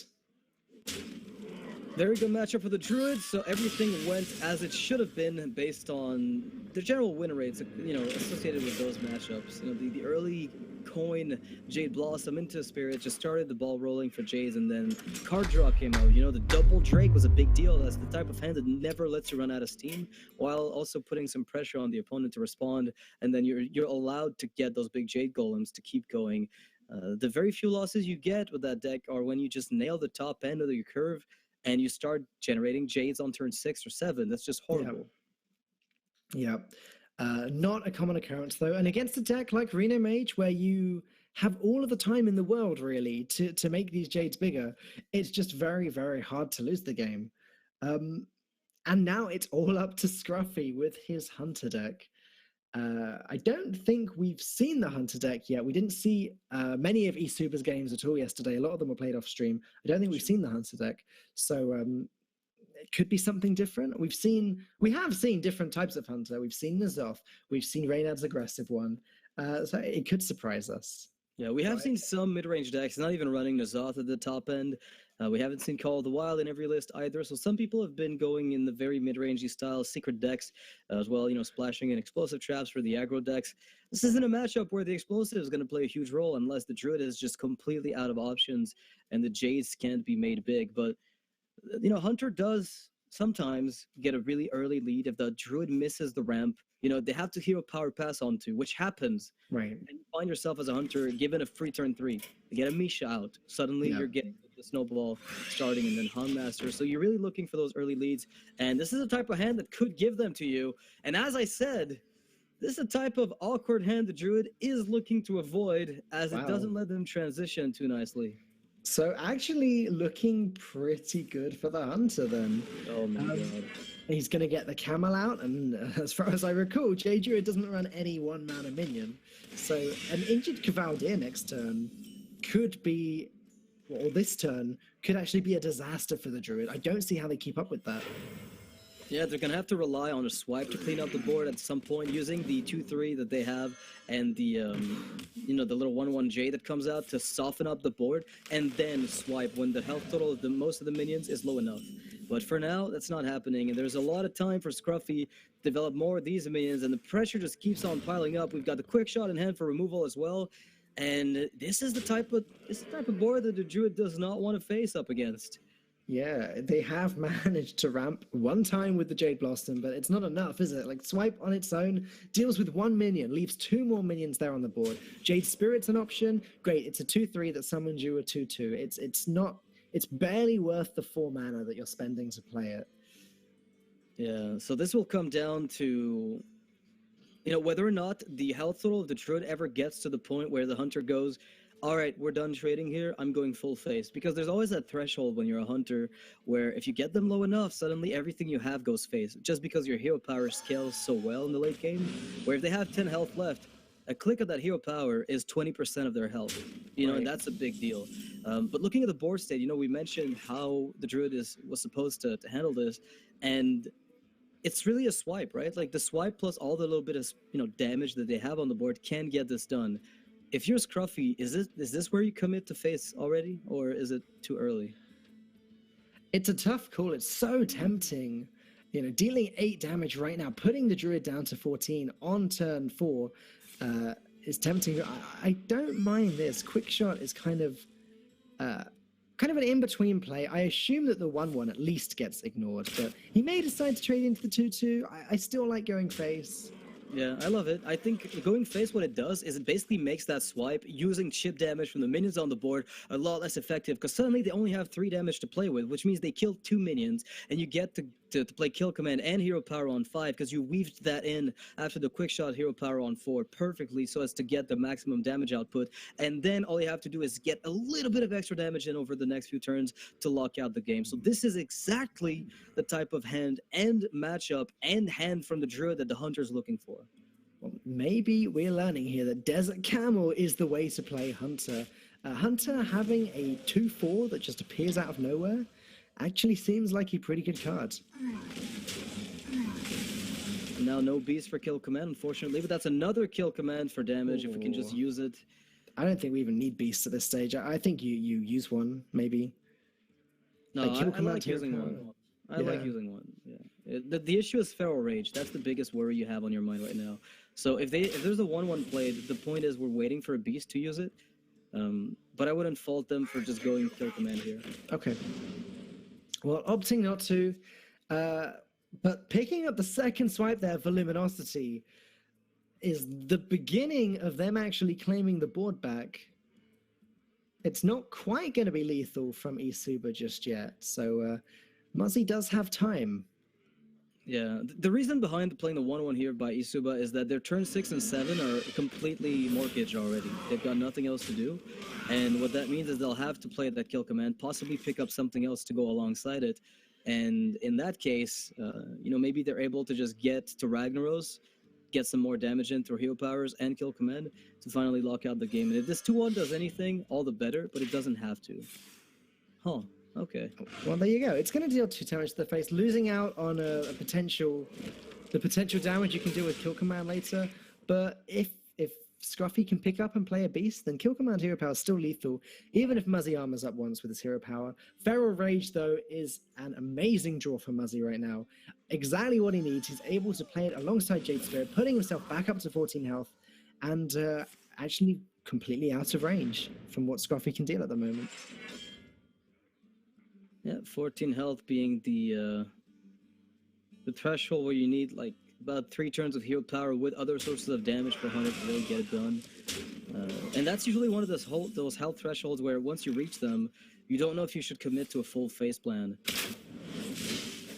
But in this case, I feel like he's already way too far. He's way too deep to backpedal from this, right? So you kill command phase, you drop rag, and if you get an extra turn after this one, all the better, but you don't anticipate it.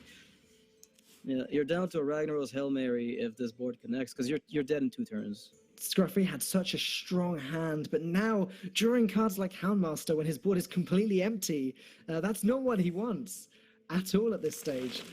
You're right, he's dead in 2 turns. It looks like this whole game is going to be decided by a 1 in 5 Ragnaros, maybe a 1 in 6 or a 7 if Muzzy can pick up another Jade Spirit or something. I think we've seen both of them, so nope, just a 1 in 5 it is.